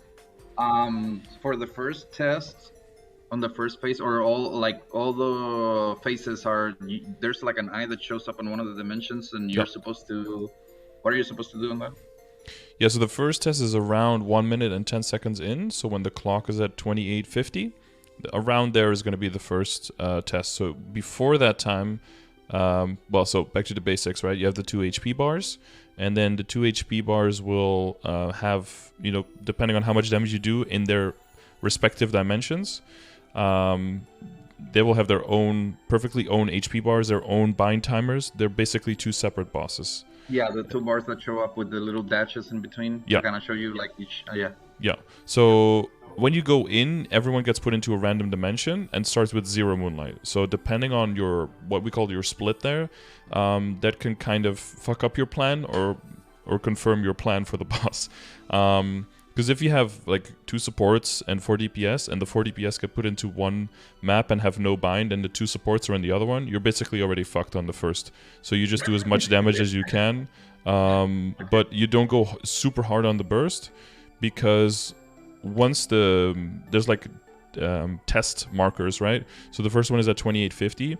At that point, it'll check the HP bars. If both of the HP bars are full, it'll do like the screen crack thing, right? And then it'll take you to the second phase, and then you have to hit the orb in the middle to create a gold orb, and then the gold orb will create a shield in the middle that everyone has to keep standing in. And then once the second screen crack happens, as long as everyone is within the barrier, nobody dies to that. And then he becomes vulnerable if both of the HP bars were empty. If they weren't both empty, then both of the HP bars go to the volume of HP of the highest bar. So to take it back to the beginning, they go up to the highest.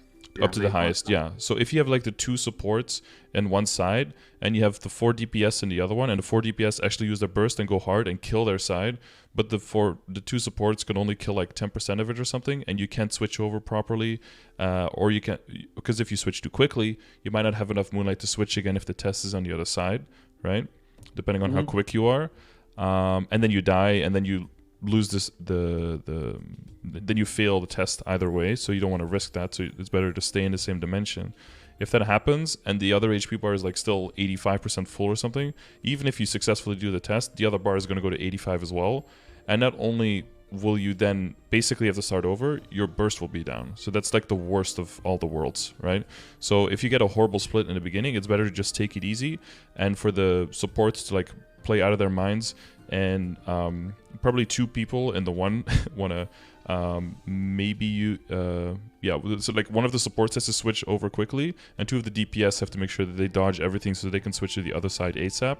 And then once the binder and the support and the DPS is in the same map, you can be like, okay, I'm in your map, I'm going to be binding, and then you prep your burst and then you get it as far as possible. But you always want to keep an eye on the HP bars, because if you're going way faster than the other one and you look at the timer, it's like, oh, we have 20 seconds left and this HP bar is like 50% lower than the other one, we need to stop and go to the other one and try to equalize, because then at least if you don't clear, it'll still be pretty equal and won't heal a lot, and then you can just take the time for the next test to play a little bit slower and to just wait for all your cooldowns to come back for the next test when the HP bars do, you know, when they are both at 0 and you get to the next part of the HP bar, basically. And the test happens for everybody in the same dimension, right? Yeah, so the eye will show up in either the blue or the purple, so that's why it's important to have people in both of the dimensions. If you know exactly when the test is going to be happening, you can just like hold your iframe and you know that you're going to be fine. And then after but you call out blue or purple and then use moonlight to switch to where the eye is. So if you hear test or something and you don't see the eye, then you switch. If you, well, not test, but if someone is like test soon, then don't switch, because then you might switch too early and then not have enough to switch back, right? So you want to keep someone in both the dimension until you see that the eye is there. And then right after, like a few seconds after the screen cack happens, you'll get pulled into a dimension, one of the 2, blue or purple, with the orb in the middle. But it is possible that when you get pulled into the other dimension, the will in that dimension just fired a tornado and it's floating through the middle where you all get teleported. So it's very important after that part that you either stay full HP and dodge literally everything, or if you have an iframe, just hold your iframe to make sure you don't get accidentally just blasted by the tornado. Even in hard, it only does 90%, so it's not a one-tap, but if that and anything else hits you pretty close to it, you'll still die. And just anyone dying there means test fail, means 2 minutes lost. It's not the end of the world, but if it happens on every test or it happens to multiple people, you can get into trouble with how long the boss fight is. So it was pretty much like yeah, everybody does it once every test, so it's like, yeah, and boom, 10 minutes gone. Yeah, and then that's the orb that falls down. We need to get the golden one. What the other ones, I guess they just mess with you. Do you just get, what happens if I take one of the I seen they do damage. Yeah, they do quite a lot of Okay. damage. Yeah, and sometimes they stack together and you might not even see that there's multiple, and I think it's like 30 or 40% damage or something. Like, you don't want to get hit by too many of those. They can hit quite hard. Okay, So basically, if you hit, the other side gets orbs. So if you see orbs falling and you see a yellow one that you're going to be able to get, then you should say like stop hitting, or like I have one, so that the other side already knows that they can stop. Because if you, and especially if you're in purple, you want to be careful, because after the test you always get switched into the blue dimension. But if orbs are still falling in the blue dimension because people in purple were hitting, it's possible that you get teleported into a spot in blue and immediately get like 3 or 4 of those orbs on your head and then die, and that still counts. Well, most of the time, depending on server lag, still counts as dying during the test, and that's still wasted 2 minutes. So basically, in the beginning, you just hit it like 2 or 3 times, and then you kind of like wait, and then you ask like, does anyone have an orb? Or until you see the orb appear in the middle, you see like a golden glow, and then you just stop all hitting. And if you have summons, like if you have your guided arrow or something, you might have to turn it off because it'll keep flying around and hitting him. Okay. And then, yeah, that one seems pretty straightforward. Yeah. And then you forget everything the first time you go there and run around like crazy. But The second one. If you're successful after that test, if you're successful, he'll get stunned for a little bit. Like there'll be a red glow around him, and it'll basically look like he'll be kind of bound. And then you can start prepping your burst and attacking him. And then right after that, he can be, well, depending on the bind timer of the specific dimension, right? So the support has to keep track of the bind timer of the blue one, of the purple one, and everything, and then let you know. And depending on how strong you are, you might just do a short bind on the one where he's already kind of bound, wait for everyone to finish him, switch over, and then long bind the other one, maybe with a domain or something. Again, that depends on your party's experience and your damage. Okay. Wow. And then you do that 3 times, and then you're in second phase. Yeah, at the end of the third part, there's quite a bit of time. So usually what you want to do is you want to make sure that the domain is not used and that the long bind for the Kana is not used for the last part, or definitely not for the last body of the third HP bar, and that someone else binds, and that you do that part domainless, because you, especially in the beginning, you want to have domain and the long bind up for phase 2 because of that lack of healing, and because you start again with 0 moonlight. And the only way to heal is with the familiars, or if you activate Moonlight. So you'll need quite a bit of time in the beginning of phase 2 before you build up enough Moonlight for that first heal. So you want to be careful with bossing. So, you know, the boss being bound, not doing weird shit, and being able to just damage and burst them as quick as possible in phase 2 is going to be very important. So you want to, yeah. Sometimes it's even better to be like, okay, let's just fail a test in phase 1 at the end to make sure that we have the domain and the bind back to go into phase 2, so we have like mass all of the cooldowns, everything is up so that we can go through that phase ASAP, because that's definitely the hardest phase for the party to learn in the beginning, is phase 2. Okay. Yeah. And the yes, well, I seen that test, the one with the legs where it cracks the bottom, and then you have to get hit 3 times, right? Yeah. And that seems like really easy, but I guess it's like super different when you're actually trying to do it, because it actually doesn't look that complicated. No, it doesn't look complicated at all. And it isn't very complicated, but you will take like 2 or 3 tries before you start getting it perfectly, because they're not always in exactly the same location.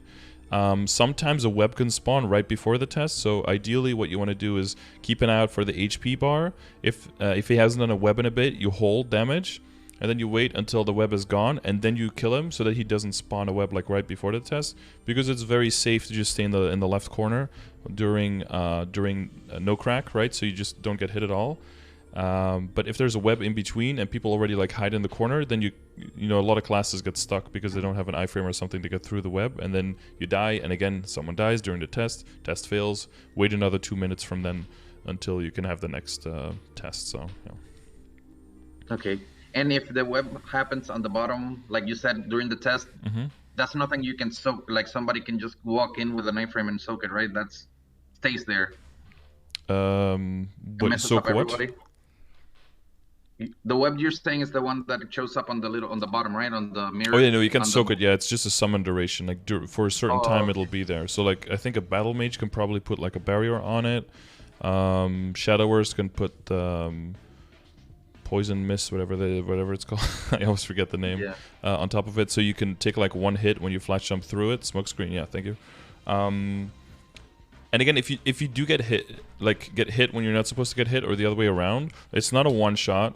But then as soon as it happens, like you immediately have to like use Moonlight and heal, or make sure that you keep moving and don't get hit by anything else.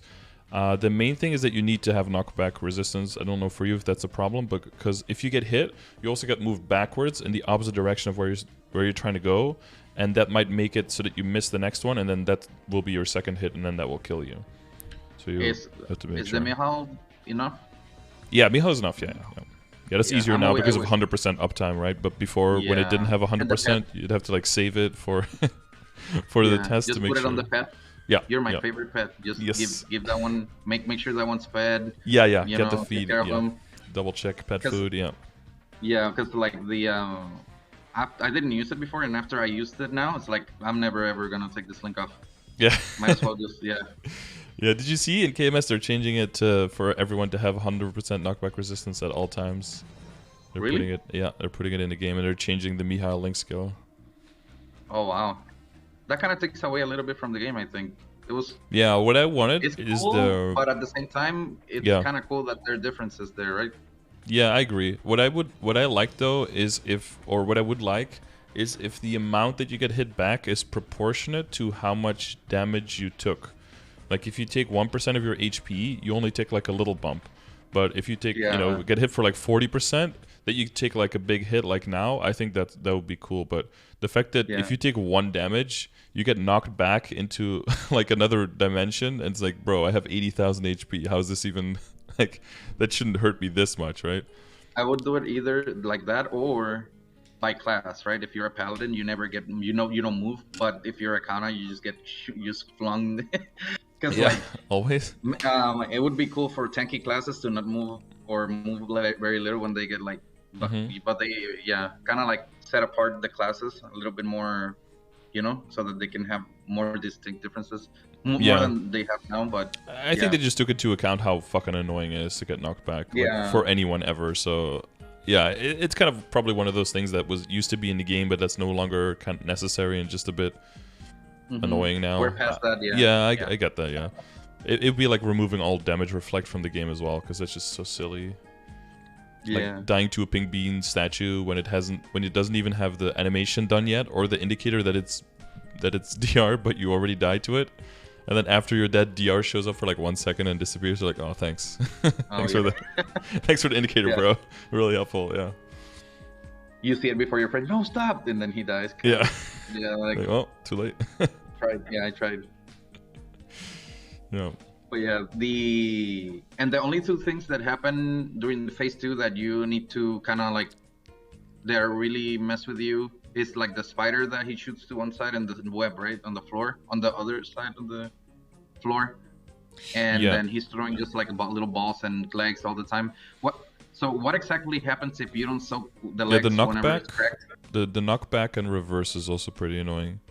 Oh really? How did that happen? How does that phase happen? 1 and 2 and 3 have all of that. Like he just has regular attacks in a certain hitbox, and if it hits you, he will push you back, and it'll reverse you as well for a little bit. So sometimes you'll get pushed towards the web but not die, but be reversed, and then try to move and walk right into the web because you're moving the other way.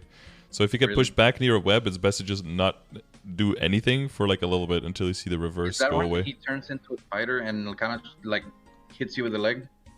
Or yeah, sometimes in phase 2 you'll see his spider form in the mirror, like in the mirror bottom of the map, and then sometimes it'll hit the other way of that he's facing. So you think you're safe, but the mirror form is actually hitting you the other way.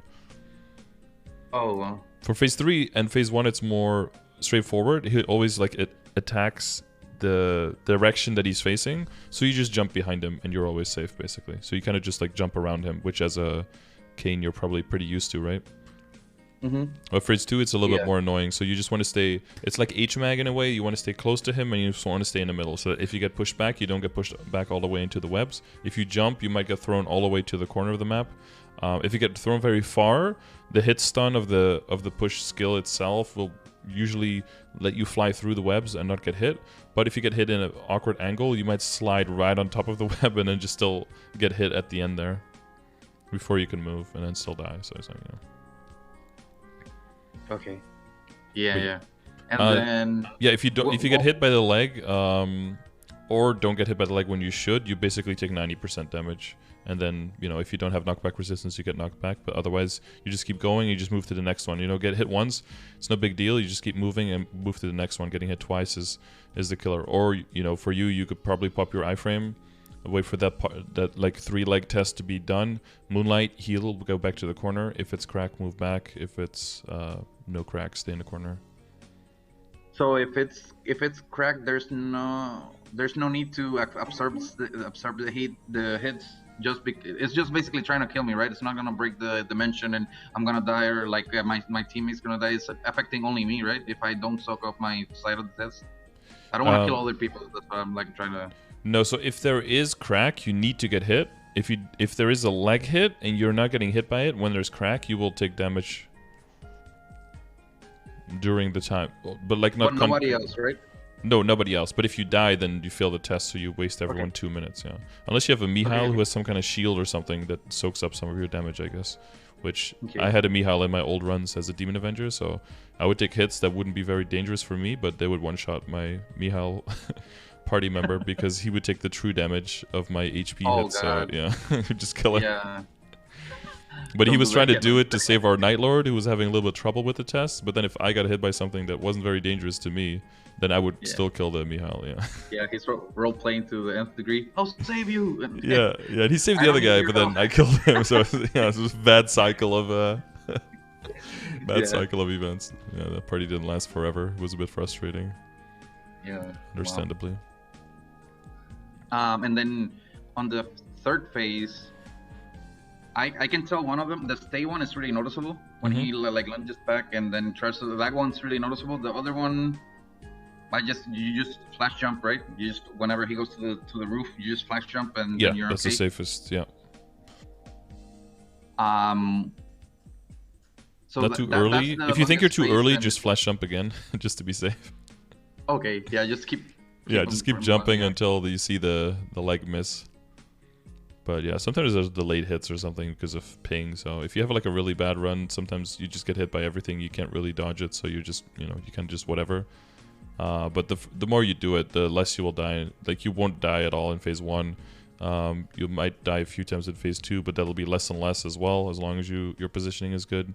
And then if phase 3 is bad, again, it's not going to be too bad. It's kind of like Lucid. You'll have so many lives left over that you won't feel too bad. That one is like where you throw the bodies at it. Like, I call it Dormammu. So like, Dormammu, I can't do it again. Then you just get... As a mage, yeah, because the teleport is very hard to do properly. But as a flash jumper, you do learn the timing, yeah. And if you're like stuck in the web on the side, because he'll push you to the corner, right? If there's a web, it'll seal you, and you can't cleanse that seal. So you have to... you just have to wait it out, and then if he does the move and you can't use any movement skills because of seal, then you just die. So at that point, if you want to Hail Mary, you just press and hold down your iframe, because maybe it comes up like right before you get hit or something, and then you can immune the hit. But other than that, you kind of just do your worst, and then just get destroyed. Yeah. Yeah, it's kind of like Magnus did. Yeah. Like keep. Yeah, it's almost like the stun in the corner. Yeah, it's a lot of similarities with the HMAG fight, yeah. Yeah, that one is like pretty much... I think I'm all the way there on the will. I gotta go in now. It's no more... I've watched videos and I've talked with people. Yeah, a lot of it's just practice. You can see all the mechanics, and that's why phase 2 seems like it's not that big of a deal, because you'll see people who know it well, and they'll make it look easier. The main thing with the phase 2 is that don't look at other people and when other people are moving. Just move for yourself. You see a leg, you see it hit, you move forward. You see the sparkles of where it's going to be, you move underneath, you see the leg hit, you move to the next one. Everyone else is going to be moving a little bit late on your screen because of delay.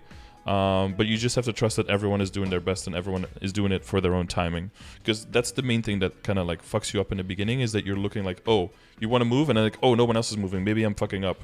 And then everyone moves past you, and then you lose the first leg, and you're like, oh shit, I got hit, and then the second lid's already hitting, and then you get fucked. That's what happens a lot. Gotta go in and try it. There's no more, because I got a really bad habit. I think in most games I over prep. And then I know everything that is supposed to happen, and then I go in there and I have no mechanics and I just fail completely.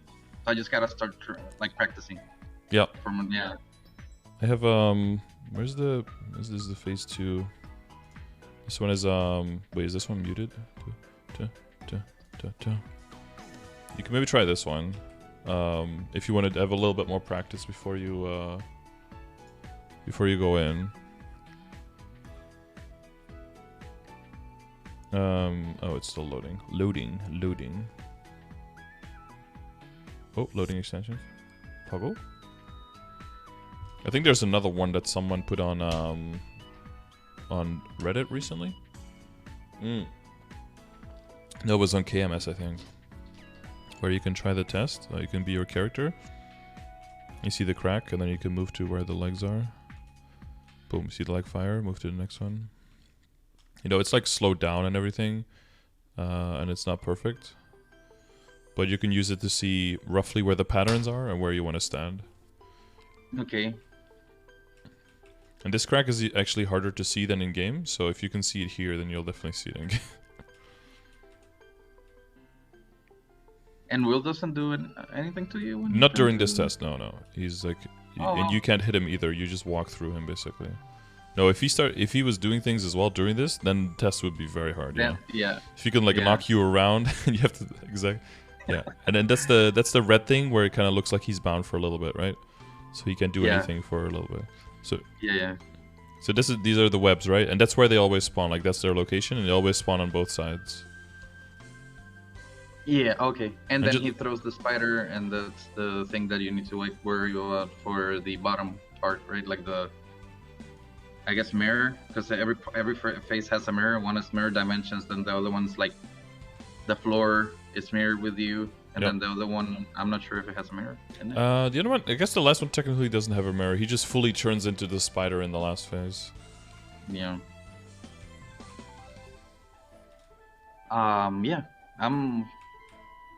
Yeah, it's gonna go down to practice. You're gonna be disappointed after the first one. You're like, oh damn, I thought I had it, and I still died, and I still did dumb shit. But 2 or 3 runs, and you'll get a lot better at it.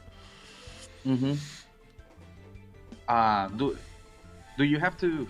So for normal will, what's the kind of like the minimum requirements, I guess, for normal will?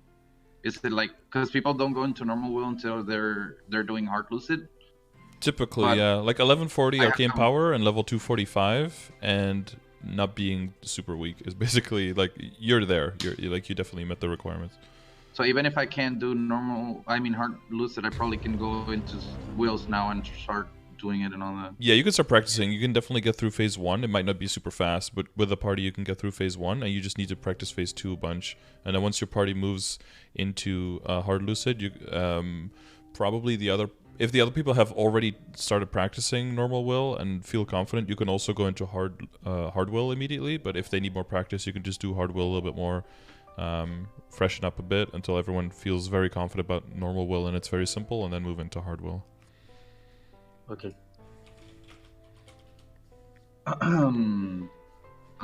Just to kind of check back on it, it's okay if I use the 17 star scroll on this reinforce, right? I'm not losing a lot of efficiency there, and reinforce ring I guess that's the only piece I can use it on, right? Actually, or the Abso hat. What's the deal on that? Yeah, set bonuses are going to change in the fact that whatever piece you the 6 set Abso isn't going to be as good anymore. That it's like a brain dead thing to replace your hat. And by the time you get your weapon, it's probably a good chance that your CRA is also gonna, well, it's at least 19 already, but there's a good chance it's gonna be pushed to 21 by that time as well. So if the set bonus isn't that worth anymore, and you're replacing a 21 star hat for a 17, it's very unlikely that it's even still an upgrade, and if it is, that it's a significant one. And you already have the other 160 and pretty much all the 150 gear as well, star forced up. So if you get that scroll, yeah, probably the reinforced ring is the most valuable thing, I would say. That way you can make sure you don't have to safeguard and spend a lot of money, or risk booming and maybe not have the Golex coin backups for the 21 on the earring and the belt. Yeah, take all the variants out of the reinforced with the scroll. Yep. Yeah, and I don't have anything, so yeah, I'm gonna do that. Yeah, it's not the best in the world, but like for your account, it seems like that's the best option. Yep. Yeah. For that one, for the hyper stats, I'm trying to get my critical rate to 10 because it's the cheapest one, and it still gives me 1% crit damage every point I put on it right now. So that's what I'm doing there. That's fine. Not much. Yeah. And then the inner ability. I was trying to go into my bossing inner ability once we get the last change that we have coming from KMS. Yep. Hopefully soon, TM. Yeah. If we don't get that soon, and there's another one, which probably isn't going to happen because we had like 7 of them. Yeah. Holy shit. Yeah. Yeah. Just kept bringing them out. Right? Is there more efficiency going to Meso and keeping the 21 with Meso instead of item, or should I just stay like that? I don't know. I got a lot of droplets and node stones and stuff like that. I'm not sure if I think that item drop rate's paying off. Yeah, it's I'm definitely. not sure if Yeah, Meso Yeah, or item Meso. drop rate, I usually equalize them. I think they're both very valuable. Like, Meso is more easy to see the number go up, but like, drop rate for more droplets and nodes is so important early on, because you can't buy nodes in any other way, and you're way more node-gated than you're Meso-gated, honestly. Meso is just a little bit more patience. Node seems more RNG, and the more drop rate you have, the less RNG dependent you are there. Yeah, and the meso and the droplets are 50 mil, so it's kind of meso in itself, and nodes. Yeah. And also the item like backups. Oh my god, yeah. Now I think about it, I kind of like it more than. I usually just say pick the stick to the first one you hit. You know, if you hit meso first, you keep that. If you hit a big drop rate first, you just keep that. Just spend as little there as possible, and just boom, start working on it, start capitalizing on it, and then once your inner ability needs rework, then you can always go back to it. Yeah, it seems that the 21 attack is like a reliable or like a worthy line for the Kain inner ability, but it does seem that they want the crit. Yeah, they want the crit more, I think, because you're so burst heavy, right? So it's more important that your burst is way harder than having 21 attack throughout the entire game. And the higher the star force you goes, the more like reduced returns you get on the attack line, versus the critical damage doesn't really see that much diminishing returns. And when it does, you just switch the link the Kinesis link skill for another one, and then that's the only thing you do. So the options I have after, or that I was thinking about after we get the change from KMS, was going for crit and then re-rolling for item or meso and staying crit and meso, and so like getting the crit done, and then rolling back into one of those farming top lines, legendary lines. Or I could just go full bossing, or I could just stay like this. I don't know which one. Which one do you think it's yeah, so like what I should be shooting for? I'm usually fine for a longer period of time to be with something that I know isn't necessary. So again, like maybe you double check your BA, you know, you see if it's important. If you're trying to go into like the Tenebra's bosses, it's probably going to be better to switch out. But my arc still has like farming inner-ability, right? Like I have Meso Obtain, attack, and drop rate. That's what I have on my arc. And I do have like theoretically the damage for Black Mage. So again, it's like a luxury problem to have with some classes. I'm pretty sure Adele can do that, Kain can do it, I think Hoyoung can do it, Arc can do it. As long as you do well what you can do, you don't have to min-max it that hard. But of course, if you do, you will have a benefit there. Since both of those plans, well, the one alternative plan of going for the crit first will require a lot of mesos, I think it'll fully rely on how far you feel like you've already gotten upgrading all the other stuff when it comes to potential flames and Star Force. And if that's at a position where you're like, okay, for the next upgrades I need like 20 bill plus, now it seems more reasonable to, you know, throw some there's a 50% off inner ability coming. It feels more reasonable to throw some circulators off with the last changes from KMS coming for unique lines, and then it'll be a significant enough upgrade on top of the 21 attack. Whether you then stick with 20 boss or you go with drop or meso, I think it depends on when that time comes, whether you're still actively training a lot and you feel like it's still worthy, you know, if you have enough droplets, you have enough nodes, and the cards don't drop anymore where you are, and you know, if you're already in Cernium, then the drop rate is garbage, you know, it doesn't really do much at all. It'll help you on bosses where you need backups. And most of those drops at that point aren't even affected by drop rate anymore. So at that point, drop rate is pretty much out. You could do meso, but I would mainly do that only if you know, are trying to fund a whole bunch of characters, or you're still going for huge projects. Or you could be like, if I hit boss, I'm gonna keep boss. If I hit meso, I'll keep meso until I feel confidently that I need to switch one or the other. But again, that can also rely on, I want to get one, and then you roll out of, or you lose all your honor roll, and then you're just like forced to stick to one of them anyway before the end. Yeah. So basically crit when I can afford it. Yeah. Yeah, because right now I need to push all my meso into my gear, so I can't even think about that. Exactly. You're stuck for a while. So I think the same applies to the Jet Link, right? But to a lesser degree, because I know that one's one of the best ones that I have, because the Discord. But I don't know when I'm gonna put away 3 bill to throw into that link, you know. So probably later, also. Yeah, I think it pays off, but there's a whole bunch of them that are just kind of brain dead free. or that actually make you money for getting them the level 3 links, right? Because you just level the character and you make money from it. But yeah, I think calculation-wise, the Jet one eventually does end up quite well, because of that's mostly once your potentials are settled, right?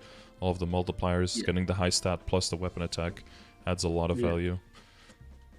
Yeah, too bad there's not an easy way to turn percentage damage into flame score, because then you could just compare the flame score and very easily look at what you need. But yeah, damage is hard to calculate now, right? Because of the changes to the passive. Yeah, I went down, but then I went from like 90 final damage to like 208. So I'm like, okay, I'll take that. You know, a lot of final damage.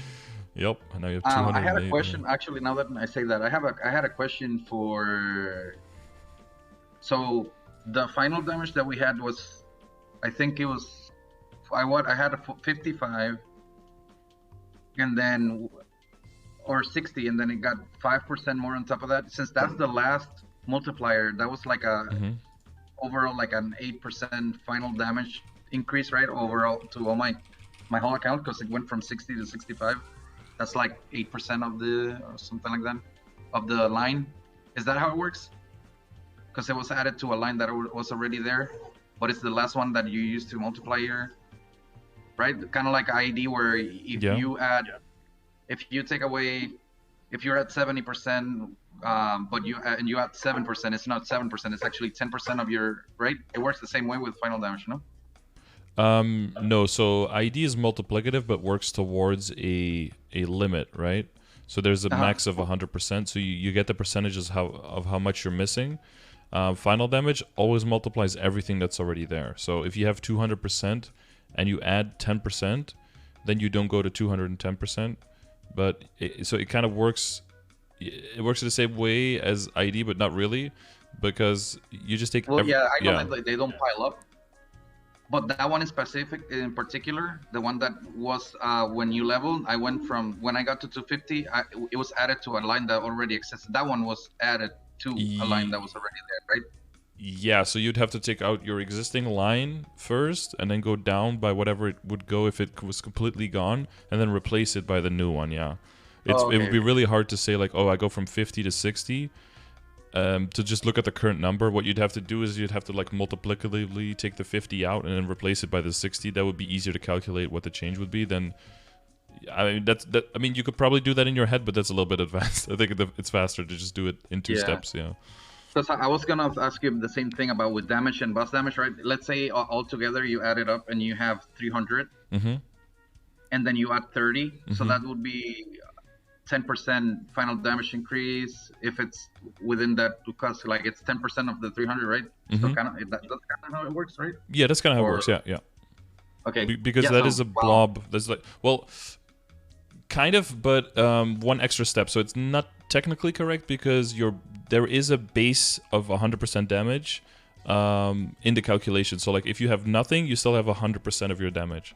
So if you're adding 300, you kind of go to 400. So it's 30 out of 400. So it's like 30. So, but is it like 13%? Right now I have, or no, 113. That little bit. Whatever. 7%. 8%. A 30 line would be amazing right now, because that's 70 and 176 is just, my damage is not that high. I do have more. Whenever I burst, I go up to 396, almost 400. So with the 100 extra, it's 500. Yeah. So a 30% line, it's probably a 16th, like, so like 7%. It's like 6% final damage increase. Yeah, 6%. Yeah. Wow, that's I need to start rerolling my. Yeah, and the further you exactly, and the further you go, it'll be 6%, but it usually goes at the expense of something else. So then you have like an exchange value there. So it's never going to be like a flat 6% anymore. Yeah. It's going to be 6%, but trading it in for 3% or something. So that'll make it like equivalent of like a and then it's gonna dilute something. Because you're gonna pile on more and more and more, and it's gonna be less and less every time. Exactly. Yeah, diminishing returns. Yeah, but I'm okay. But still good. But still almost always very good, right? Like if you can replace like a 15% ID with a 30 boss, you almost always do that because of the changes. Unless you fall under the functional ID in the grid that you want to aim for. Unless you're okay with taking the hit solo, but then in party buff you have like a 0 or something in your party, then you get a lot from that. So yeah. And I want to stay around 94 to 95 functional right now. It's okay, right? Yeah, that's good. Okay. That's solid. Yeah. Yeah, I'm trying to get. Yeah, that's yeah. I'm trying to get as much crit rate as cheaply as possible right now. I'm not pushing it too hard or anything. And yeah, that's the other things. Let me see. Crit damage. I think I go to 147 crit damage when I pop my cooldown. So yeah, just looking around, seeing if is there like a it's BA, mostly BA for hard Lucid, right? Not stat. Yep. Okay. That'll be the main indicator to see if you need to do any crazy work or if you're where you want to be. And then I was gonna ask you, when I get my crit rate to 10. Last question, okay? Because we're over 2 hours. Oh, really? Yeah. Oh, I didn't know. I haven't even checked. Yeah, Sorry. I'm looking at the time. Because somebody in chat says, did this guy pay for a 3-hour session? And so still checking out the time. Yeah, I didn't even notice. I've just been talking. I didn't even time passes by, yeah. But yeah, the last question, the dex and the attack, when is it good to start going up? More than 5, I guess? Because the first 5 are really cheap. Hyperstats, you mean? Mm-hmm. Basically, once all the other the important ones are at least at 11, I would say. Okay. Yeah, that's my last question. Yep. Okay. Man, cool. Thank you. Yeah, no problem. Well, best of luck on all the bosses and stuff. Yeah, don't feel too bad if the next time you do lasers, it doesn't go perfectly immediately. As long as you see some improvement, you're good. Same thing with the will test.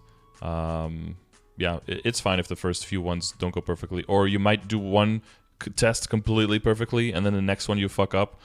You need some time to build up that consistency, and you just need some hands-on experience. And you'll have a web in there once, and you'll be like, oh shit, a web. Just stay calm, focus on the goal. Hopefully you have your iframe available. Flash jump through with or just flow through it with the iframe, right, and then get to the other side.